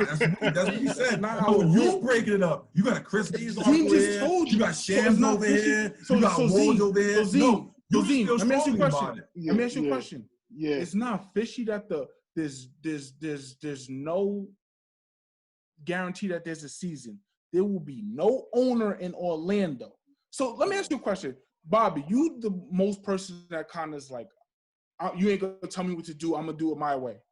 If I told you, Bobby, in the midst of COVID, and you had enough money to make a choice, I say, yo, go to Florida, go play. You got your family's not, and you're having a newborn, right? So say you're basketball, you're having a newborn. Your family can't go see you until August 30th. So you're there 2 months. 2 months, yeah. By yourself. You got to get your temperature checked every day. You just go like, all right, sir, I'll be there. You got to ask questions, rightfully so. And especially with that aspect. And that's why when we talked about it, because me and you were going at it on Saturday. When we talked about it, when you bring that aspect into it, I understand. When you're talking about the money situation, when you're talking about the insurance, when you're talking about the health care of the whole situation. But when it comes to, like, I'm just not going to play because of the Black Lives Matter movement is going on. Like, I just don't feel like that is the stop, because you don't told that to be the sole reason. Tell the truth. No, but I'm saying that's my opinion. No, that's his Bobby. opinion. But at the same time, I won't discredit him because of what he's saying or that's his opinion on it. But I just personally, I wouldn't say, I'm not going to go because the Black Lives Matter movement is going on right now and we're going to distract it, because I don't feel that way. I feel like, again, on the opposite end of it, I feel like the platform that you have because of basketball and what you do on a basketball court, or how sports in general brings America together, is the way that you can kind of forward the movement. And you're I 110% right. While I disagreed with it, I don't discredit what he said, though, Josh. Exactly. And I think that's what you're doing. So that's how I feel, because I don't take him serious. I just don't. And listen, there's all guys that we watch in entertainment and sports that we just don't take serious. There's guys we don't take serious. Guys, my thing is, dot. Hold on, listen, right? You say that I don't like Kyrie, right? Basically, what you're saying, right? Because your reasonings before, because you bring up like a lot so Josh, we say to you, how could we 12 makes a comment. You says, how can we take a guy serious who has 8 baby mamas? Then we say Kyrie makes a statement, but you say, because what he said in Boston and what he did in Cleveland. Then we say, but he's the VP. But you say in Brooklyn, nobody wants that job, so he just got it. So you're discrediting everything he does. No, I'm not. I just discredited one thing. The man is educated. He went to the Patrick School, and he was able to go to Duke. Whether he finished the year, but he was able to go to Duke. So the dude's well spoken. So stop playing. Listen, I'm not saying he's not educated. I didn't say he wasn't educated. I didn't say he wasn't educated. You said anybody gets those jobs. No, I said that a lot of people don't want those jobs. So that's why Kyrie was able to get it. Yeah, I think so. Stop. I think so. Next topic. But so CP's qualified. But there's just certain people I just don't take serious, because what he's shown me is that he's not a serious person. That's just what I've gotten from him.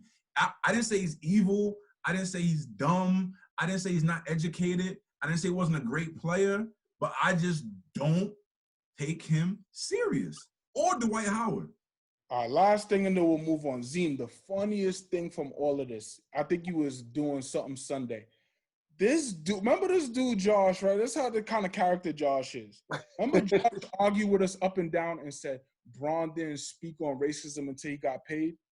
Oh yeah, He had the nerve to tell me Sunday to try to. That's why when Josh argued, you got to see his agenda. He had the nerve to look at Braun. He been walking and chewing gum for over 10 years. So now, Oh my that's what I God. mean. That's what it's pick and choose with this guy. It's not pick and choose. Yeah, he's selective. And first of He's all, selective. I was on your side in that argument because you said the same thing to Zane. That's what I believe. Yo, that's what I crazy. believe. Yo, Sean, shut up. Yo, I'm about to mute you. Shut Yeah, up. but that's what I believe. Yo, but listen. But that's what I believe. See, he tried to talk loud so people can't hear the truth. But I believe that, but I would never backtrack and say, yo, talking on it. Yo, when that was paid. your argument versus But Zeke. I just co-signed it. Listen, no, you brought it up. You brought it up. That's all I said was you and Z was arguing about.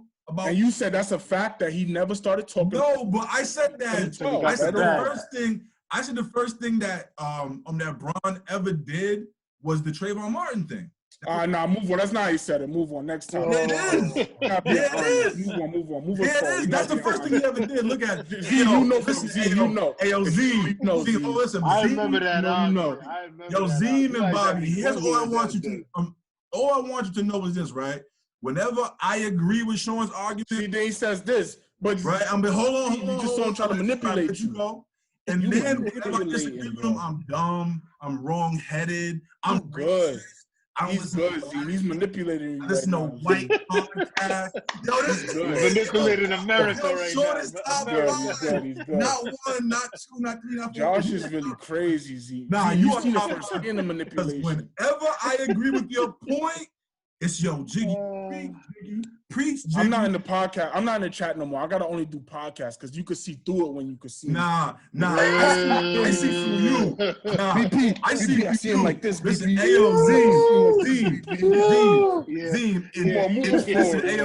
In 2 weeks, when we're having the Golden State argument, and I'm on his side. But that's life, though. Just you could be right about some things. You could be I'm your boy genius. Just know that we'll see tomorrow. We'll see how the temperature is. That's hilarious. Listen, that's all I know. Zim, look at me, Z. Look at it. The eyes emoji. Yo, all I know is this: is that Sean, when I'm on the side, it's Preach Jiggy. When I'm not, I'm the biggest dummy in the world. I don't think you're a dummy. I don't think you're a dummy at all. Little but bro, what I do think sometimes stop it, little bro. Yeah. Follow Kyrie. Agenda. I'll follow Brian and CP3. See what I mean? See what he does? He throws little. I won't bring up the stat comment, but move us forward. Move us forward. Yeah, move us forward. Jason Whitlock. Wow. News. Thoughts. Yeah. Whitlock and those like him. Zim, you watch the show every day. I need comments. Don't be. Yeah, honestly. Hold on, Zim. I'm about to mute you. Listen, Zim and myself watch Speak for Yourself all the time. Zim send Whitlogs into the chat all the time. Don't get on the podcast and try to virtue signal. All right, you gonna unmute me? I did. I had to get that in. You guys know I'm a firm believer, and I always like to hear what the opposition says. So I view Jason Whitlock as Fox News. I watch CNN, and I also watch Fox News. So, because if you're gonna go into a battle, you got to understand what the opposition is saying. So I do enjoy Whitlock sometimes in that regard. Whitlock, from the tweets I read that he put out there, he felt like he made a mistake. He wants to stop betting on himself. And Fox obviously didn't value him. So now he's trying to do the podcast lane. And I think even how he said it in the article that I read in his first interview, Joe Rogan and that big $100 million deal with Spotify inspired him to stop betting on himself. And a lot of artists, music artists, entertainment people, even free agents, with the 1-year contract, stuff like that, they just want to bet on himself. But honestly, personally, Jason Whitlock, he's an Uncle Tom. You know what I'm saying? His mindset is, listen, Black people, we need to be better. We need to present ourselves better. We need to conform to these white rules and regulations. So honestly, it was just hilarious that he lost his job in the midst of all this Black Lives Matter and everything. I was curious to see what he feels on that. But I could really care less about Jason, what he does. I will tune in from time to time when it's major headlines and I want to see what Fox News is saying. I can't front in that regard. So I did become slightly a fan of him, of how he articulates himself, his analogies and creativeness. But other than that, Speak for Yourself is going to go downhill without him, and it is what it is. So No, how do you guys feel in general about whether it be a former athlete or just a news personality or someone in entertainment that just is so negative about Black people? It would be like a person on CNN, whether it's a person on Fox News. Like in the political realm, it's like a Candace Owen, yeah. Yeah. In the sports, it's like Jason Whitlock and a few other guys. Even like a Rob Parker, you know what I'm saying? Like he feels a certain way, and he got fired for calling RG3 a cornball brother because he was like, because RG3 was a Republican. Like, how do we feel about our Black sportscasters who go really hard on Black individuals? And Stephen A's been accused of that as well. I mean, I think sometimes, like a lot of these, I don't trust a lot of these, like, media person, especially when they make the switch to the media, because I think a lot of them have an agenda. Like they can't always speak to, like, for the most part, what I feel like personally what they truly believe.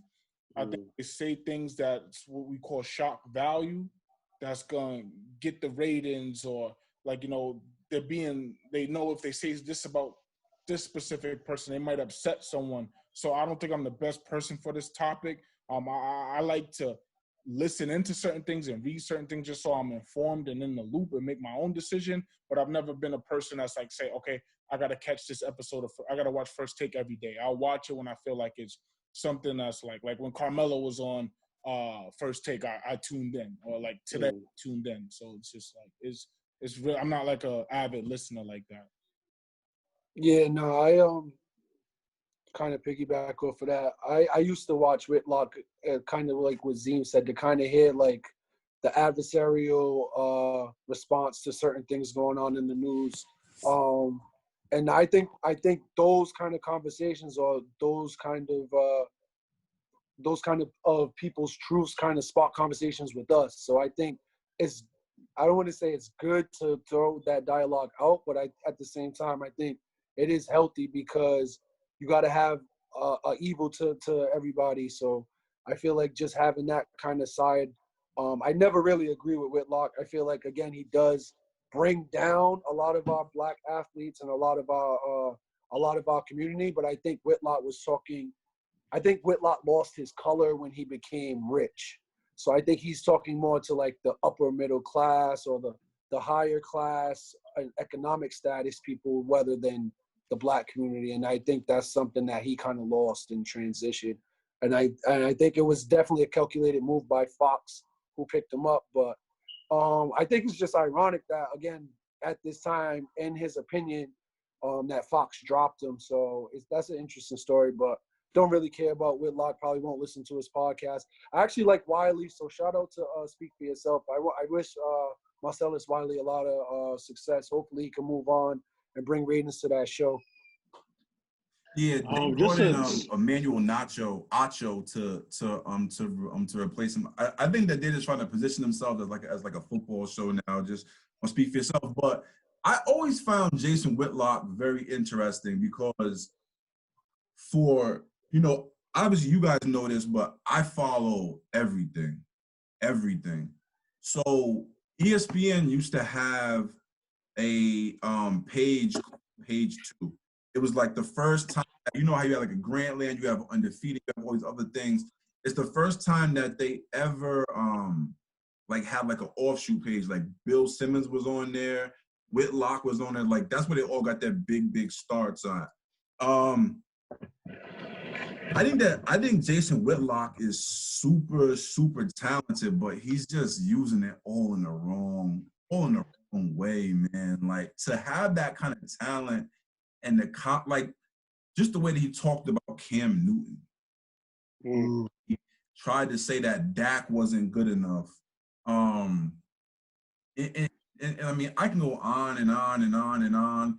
He's constantly ragging on LeBron, who I'm not the biggest fan of LeBron on the court, but off the court, I don't really see a problem with what Bron does.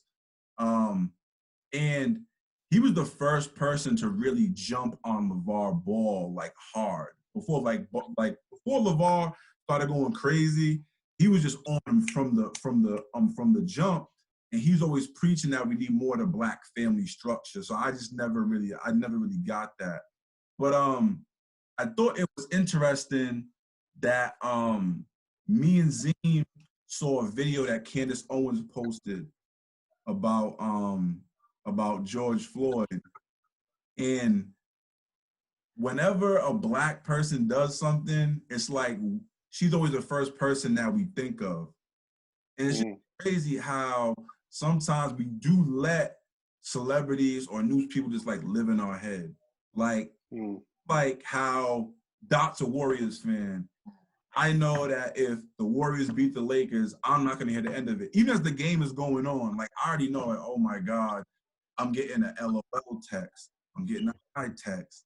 Steph Curry's heating up. I'm getting a whoa. I'm getting little one-liners, and I'm like, oh my God, like your friends become your sports enemies. You know what I'm saying? It's so crazy how we let people like live in our heads. Then we all watched the Dave Chappelle special, and he killed Candace Owens. And we're all, yeah, and I went to her Twitter feed. She's laughing, saying she loves it. This is great. I feel like I finally made it. So it's like sometimes we give these Uncle Toms just too much power. Like, and I don't know, man. After I seen that Dave Chappelle thing and her reaction, I just had to block her. Yeah, I think just to speak on that, I think a lot of the frustration comes because when I look at Candace and I look at Jason, I'm like, you can't take nothing away from them. They're articulate, they're educated, they do their research, they have stats, they have facts to back up their narrative that they're trying to push. But I just sit back and like, damn, just imagine if they was in support of what African Americans are trying to do in this country, how they can push the culture forward. And I think that's where a lot of the frustration comes into. And I always find myself like, wow, what Candace is saying, it's like, it's so egregious, so disrespectful, so off topic, but she had facts that you can't dispute, but she tried to use it for evil. And I mean the facts of, all right, he has a criminal record. You can Google it. Anybody can Google it. But you're shifting the narrative of what it was supposed to and the purpose of it. And that's why I get frustrated. And at the end of the day, it's so tough for me because I do have conversations with, like, for example, you know, we can all relate to this. Lil Wayne got killed last week, right? Because he said his relationship with cops has been good. A white cop saved his life. And I ain't gonna say Black Twitter because I know Sean hates when I just say everything Black, but he did receive backlash, okay? We'll just leave it at that, regardless of what to believe it or not. And he had to find himself. Like, not everybody's experience is negative. And I just had to gripe with, you know, just suck it in. Like, you know what? I can't get mad at other people's experiences and their opinions anymore. Obviously, I can talk about it like, damn, this is what's going to hurt and mess this up and mess that up and make us go 10 steps back. But if that's how they feel, that's how they feel. And I can't get angry no more. So mentally, I did block Candace Owens. Mentally, eventually, I'm going to have to stop watching, you know, Jason Whitlock. I can't turn on Fox News because I need to know what the other side is saying. And like, you have to be diverse in what's going on. And then there are going to be some Uncle Toms. There are going to be some Salos. There are going to be people that be like, no, I don't see X, Y, and Z. And you can't let that affect you and what you're doing. And I think that's where I am trying to find my maturity and moving forward. So either way, Jason, he's going to make his money. You know, I wish I could be on this type of platform. And eventually, we're gonna keep thriving, and we're gonna have a famous podcast too. You just got to keep pushing, man. For real. Yeah, it gets kind of tricky because you're like, especially for like Candace Owens, you're like, damn, like you're supporting Trump and like, all right, your political views are your political views. Right. But openly seeing how he's like promoting hate to your kind, and you Right. support and you go with certain, like, you know, facts that are like warped to kind of like support the narrative as to why you should support Trump. And the whole thing about George Floyd, like well, she's like, you're right, she did say facts about his life, but it's like, damn, like he may have did this and this, but why did that mean he had to get killed? Like, you know, and it's just, and that's just how like white people always view black people, in the sense that you can't change. If you did something in 2003, that's you till 2020. Like you, like people change, people evolve, people grow. And that's just sad to see your own kind, because you know what it's like. You know, at one point in your life, like you've experienced something. And it's like, she actually doing sued the that? city. She actually sued Connecticut, the city of Stamford, Connecticut, for racial discrimination when she was. See? That's won money too. She won too. Yeah, so. she won. Yeah, she won like 40. I'm like 40 grand.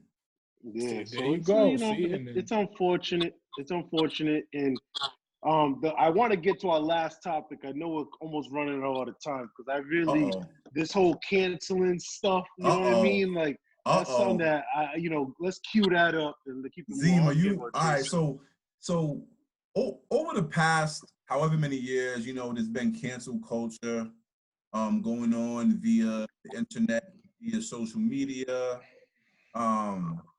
What is cancel culture real, and should we be trying to cancel our black celebrities when they make a mistake or step out of line? I'll give a perfect example, and then I'll kind of step back and let you guys kind of chomp at the bit, because I know Sean and Zim are ready. Kanye West was in Chicago after he got canceled, and he's walking through this big festival, and everyone just like taking videos of him, like basically like, you know, like bending the knee, you know, kissing the ring. He's just going like this, and everyone's moving like he's like Moses parting the Red Sea. And it's like, I thought he was canceled, but here we are. Everyone's, you know, showing crazy love. yeah, I don't think that when they say cancel, like I don't think someone like Kanye's level can ever be canceled because of just like his stamp on the culture. I think when like Black Twitter or like social media, you see them coming at him, that's their way of expressing like they're hurt. Like, damn, we saw you this way, and you saying this now, and they want to let you know, and hopefully you catch wind of that, and you either give an apology or you change moving forward. But as far as like what's been going on with like a B. Simone, that's a little like when you're at that level, you gotta kind of tread lightly, because you could get canceled. Like that's just like you're not there yet where like people feel like they need you. So it was just funny just to kind of talk on that. It's just funny how like when they first came out her, when she had her comments about like the protesting, and then just how she was just so like, she was like antagonizing people, the way in which she was talking, like like that kind of stuff. And then when I think with the whole 9 to 5 thing, just the way she was talking. And then I see Matt Barnes say, he says, it was her arrogance that, like, you know, that's leading to this now. Her arrogance made people want to search more into her life. And then now we found this, and like you said, like the way they can give it, they can take it. And now she's all soft-spoken. She's no attitude. She's gonna make it right. So it's just like you just gotta kind of tread lightly if you're not there yet. So that's just how I feel about it. Yeah, Right, I think so. Good. Go ahead, BP. Go ahead, BP. No, I just like I said, I think it depends on the level of the person. But like this whole cancel movement, like that's some internet stuff. Like people are gonna make their coins either way. Like, but again, it does depend on the level of celebrity. B. Simone, like you said, is not a level of celebrity that the world needs or is that familiar with, that she can just move a certain type of way. I think she needs to be a little bit more sensitive, again, to Black community when it came to the whole protesting aspect. And even like the people that support her, like a lot of the people that support her are 9 to 5 people that are, you know what I mean, going through the internet, watching Wildin' Out. And I think that was her demographic. I think she just kind of tried to shit on it, and that's why she's kind of feeling that wrath right now. But like you said with Kanye, like Kanye can say the most outlandish whatever. Like Kanye's been through the ringer when it comes to comments, opinions, all of that, and he's not like you said, his stamp on the culture has been bigger than any statement that he's ever made. And I think a lot of people, while they dislike Kanye, they still respect him. So, yeah, this whole cancel thing, that's some internet stuff, man. I ain't worried about that. I hate this canceling shit with a passion. And this is what it goes back to Twitter and all this nonsense of, if you don't think this way or align your thoughts this way, you are done. And Dot, you just articulated yourself. People are allowed to have opinions. People are allowed to say what they need to say. And what I noticed, all this cancellation stems from, if you don't align, well, in this case, it has all to do with the Black lives. So Desi, B. Simone. Now, I remember you brought up a great point, that those like Desi and the B. Simone, they was famous because of the internet. So the internet feels like, you know what, we could take you back down. You know what I'm saying? Then you had an incident with Trina, another African-American woman. You got to protect the Black woman now. You know what I mean? They try to cancel her because she said the protesters were acting like animals, which I thought it was egregious and terrible. I just don't like the fact that when they say cancel, they're talking more of, they're trying to hurt you financially. They're trying their best to, AKA, block you or remove you or make you non-irrelevant. And I feel like once you say cancel, these people become more famous. They make the shade room, they're trending topic. They, you know, people in their comments, they get the most retweets. And so it's just like, what are we trying to do when we're saying cancel? You say apologize. Some of these people, they come out with these fake PR apologies, and all of a sudden we still criticize their apology. No, we don't want to hear it. We don't want to hear it.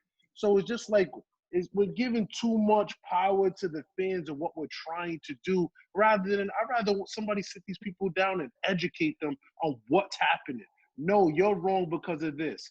No, you're right because of this. No, this is what you need to do. And I don't feel like it's not that. When your thoughts don't align with it, now we're just going to cancel the people, whatever the case may be. When we're firm believers of have an opinion. If that's how you feel, that's how you feel. You're wrong because of X, Y, and Z. You're right because of X, Y, and Z.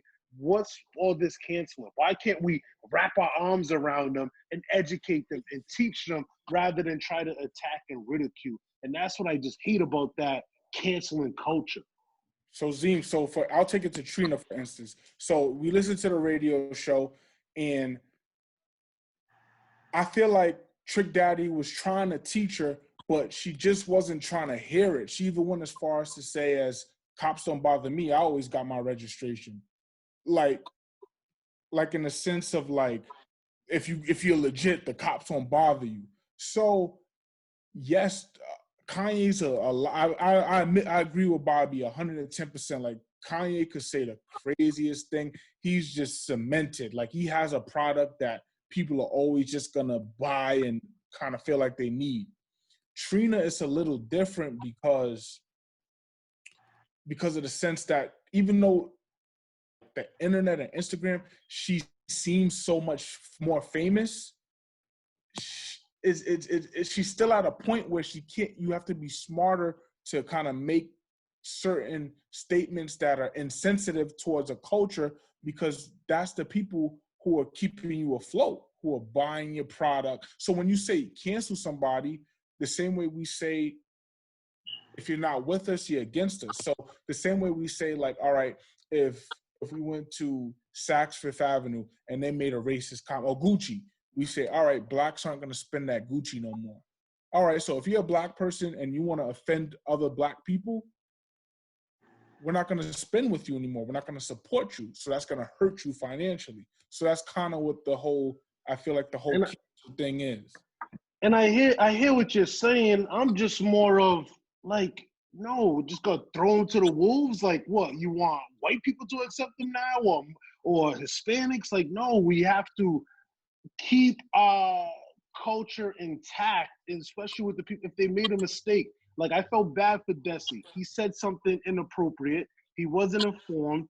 And, you know, he lost over 1 million followers in regards to that. I don't know how that is financially. I'm just saying, can we keep our people and then just educate them, teach them, make it be a teaching moment, not cancel them? And who are these people on Twitter that are canceling these people?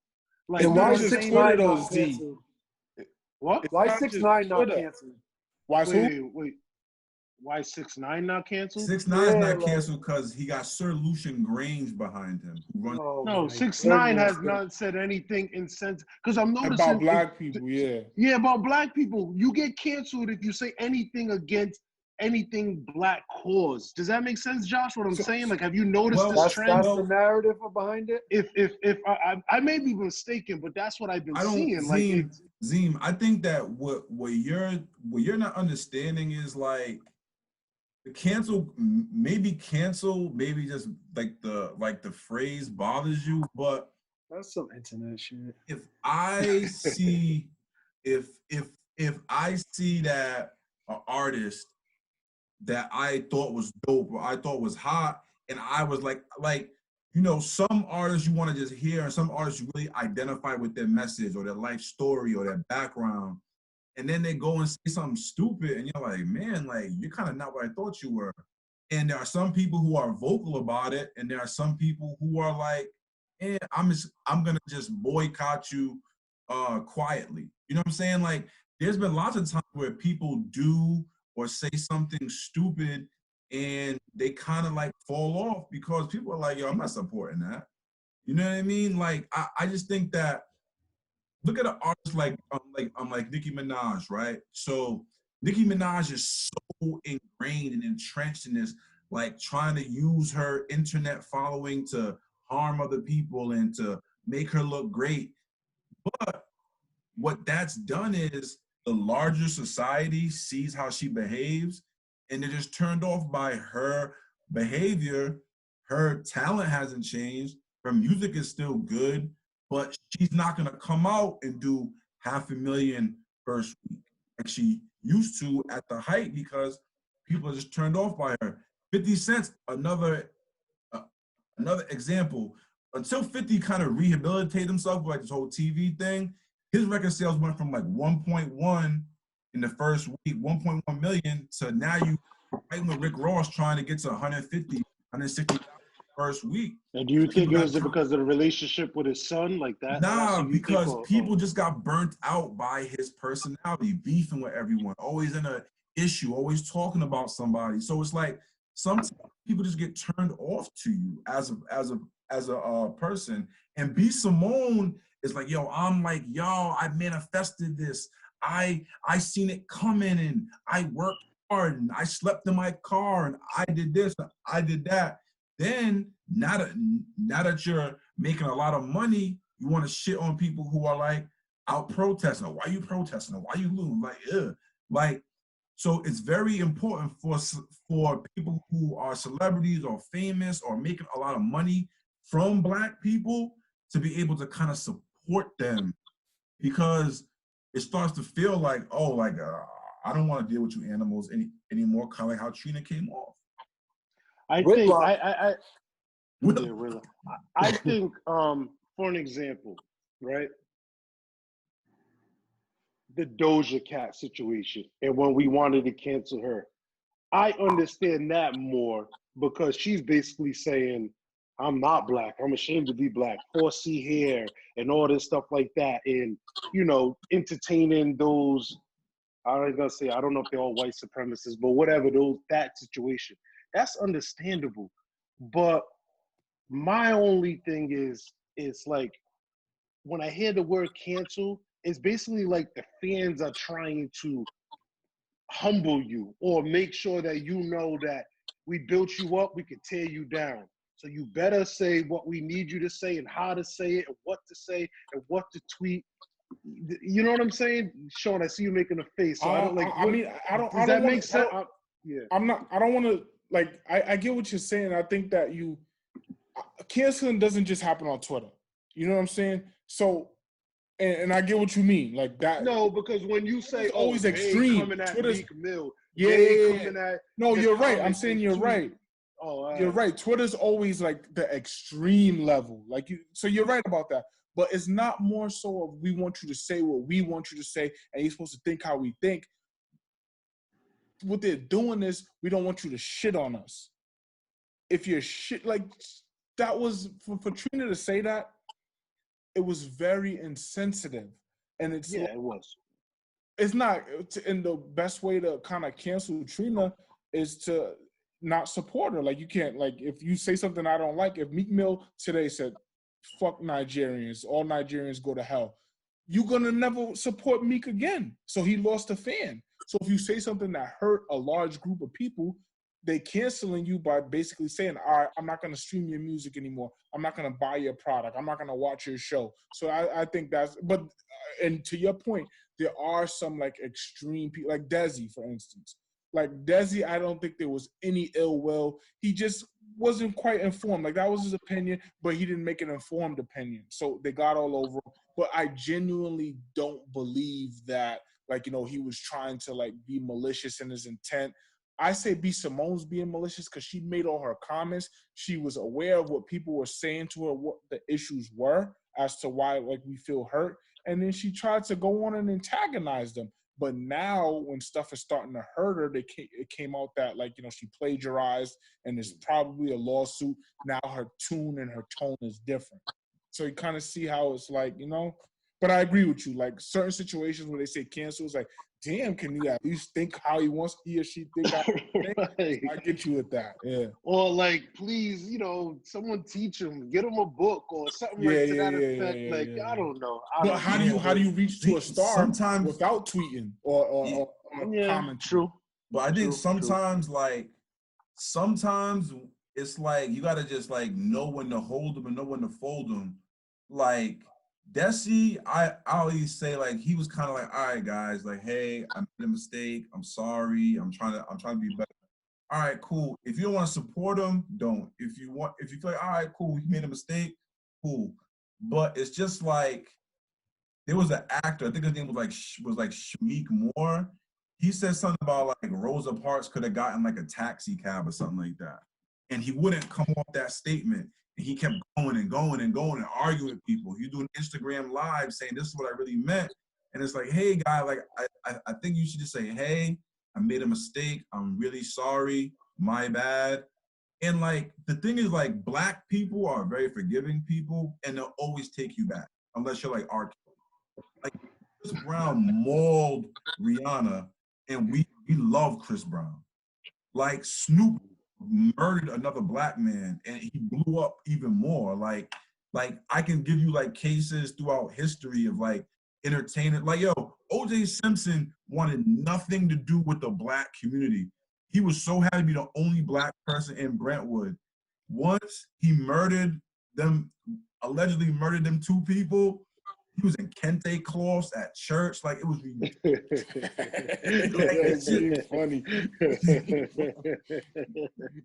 So, I feel you. I just had to speak on that real quick before we ended the show because, you know, that was just sitting. It wasn't sitting right with me, man. And obviously, I had Meek Mill in my mind when I heard that. Like, why you? God, Yo, can you? I need 60 seconds on Meek Mill before we end this. I need 60 seconds on Meek Mill. I just feel like I Dot, explained it to the.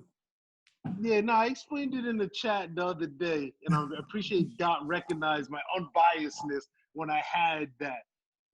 On Twitter, unfortunately, there's no his audience is not there. The drug dealers, the people from the trenches, the hustlers, it's the 9-to-5 people, it's the educated people, it's the college, so they dissect everything. Like I see the guy saying what he was trying to say in the American dream and how, you know, school wasn't for him, and I got what he was saying. Now all of a sudden, he's promoting dropping out of school. I'm like, what the hell? And then he's saying, all right, we're trying to cancel B. Simone. You guys are in the same breath saying protect Black women and whatever the case may be. This is a Black woman, made a mistake, did some plagiarism.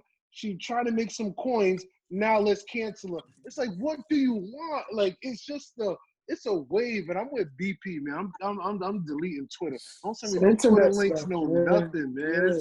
It's just I think that's what my Meek 60. Dot has a Cheeky rebuttal. said 60 seconds. Nah, I want to. No. I said I want a rebuttal from Dot. I need a rebuttal from Dot. No, I think I agree with Zim, but we got to hold Meek to he's a different kind of guy now. We got to hold him to a different standard. And what kind of sparked that whole debate on Twitter with the B Simone was a dude from his block called them out from where Meek's from, and was like, "Come on, bro, you got to be better than that.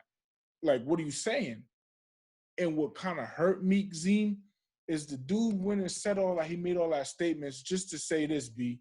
The dude said, BP said, "Oh, I didn't even read what she really did like that."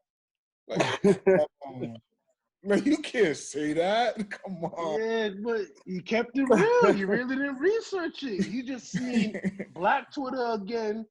In the same breath, said we got to protect our black woman, and then at the same time we need to cancel her because she did some plagiarizing thing. No, that's not why. That's not why. It was a miss, but I know. That's not why. Obviously, it was a lot of things going on why. with it.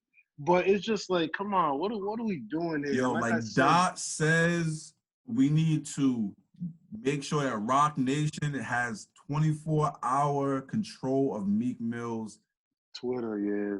Instagram. Twitter's not for Meek, man. They just kill my guy all the time. And I don't understand how you can be that good with words and that bad with them at the same time.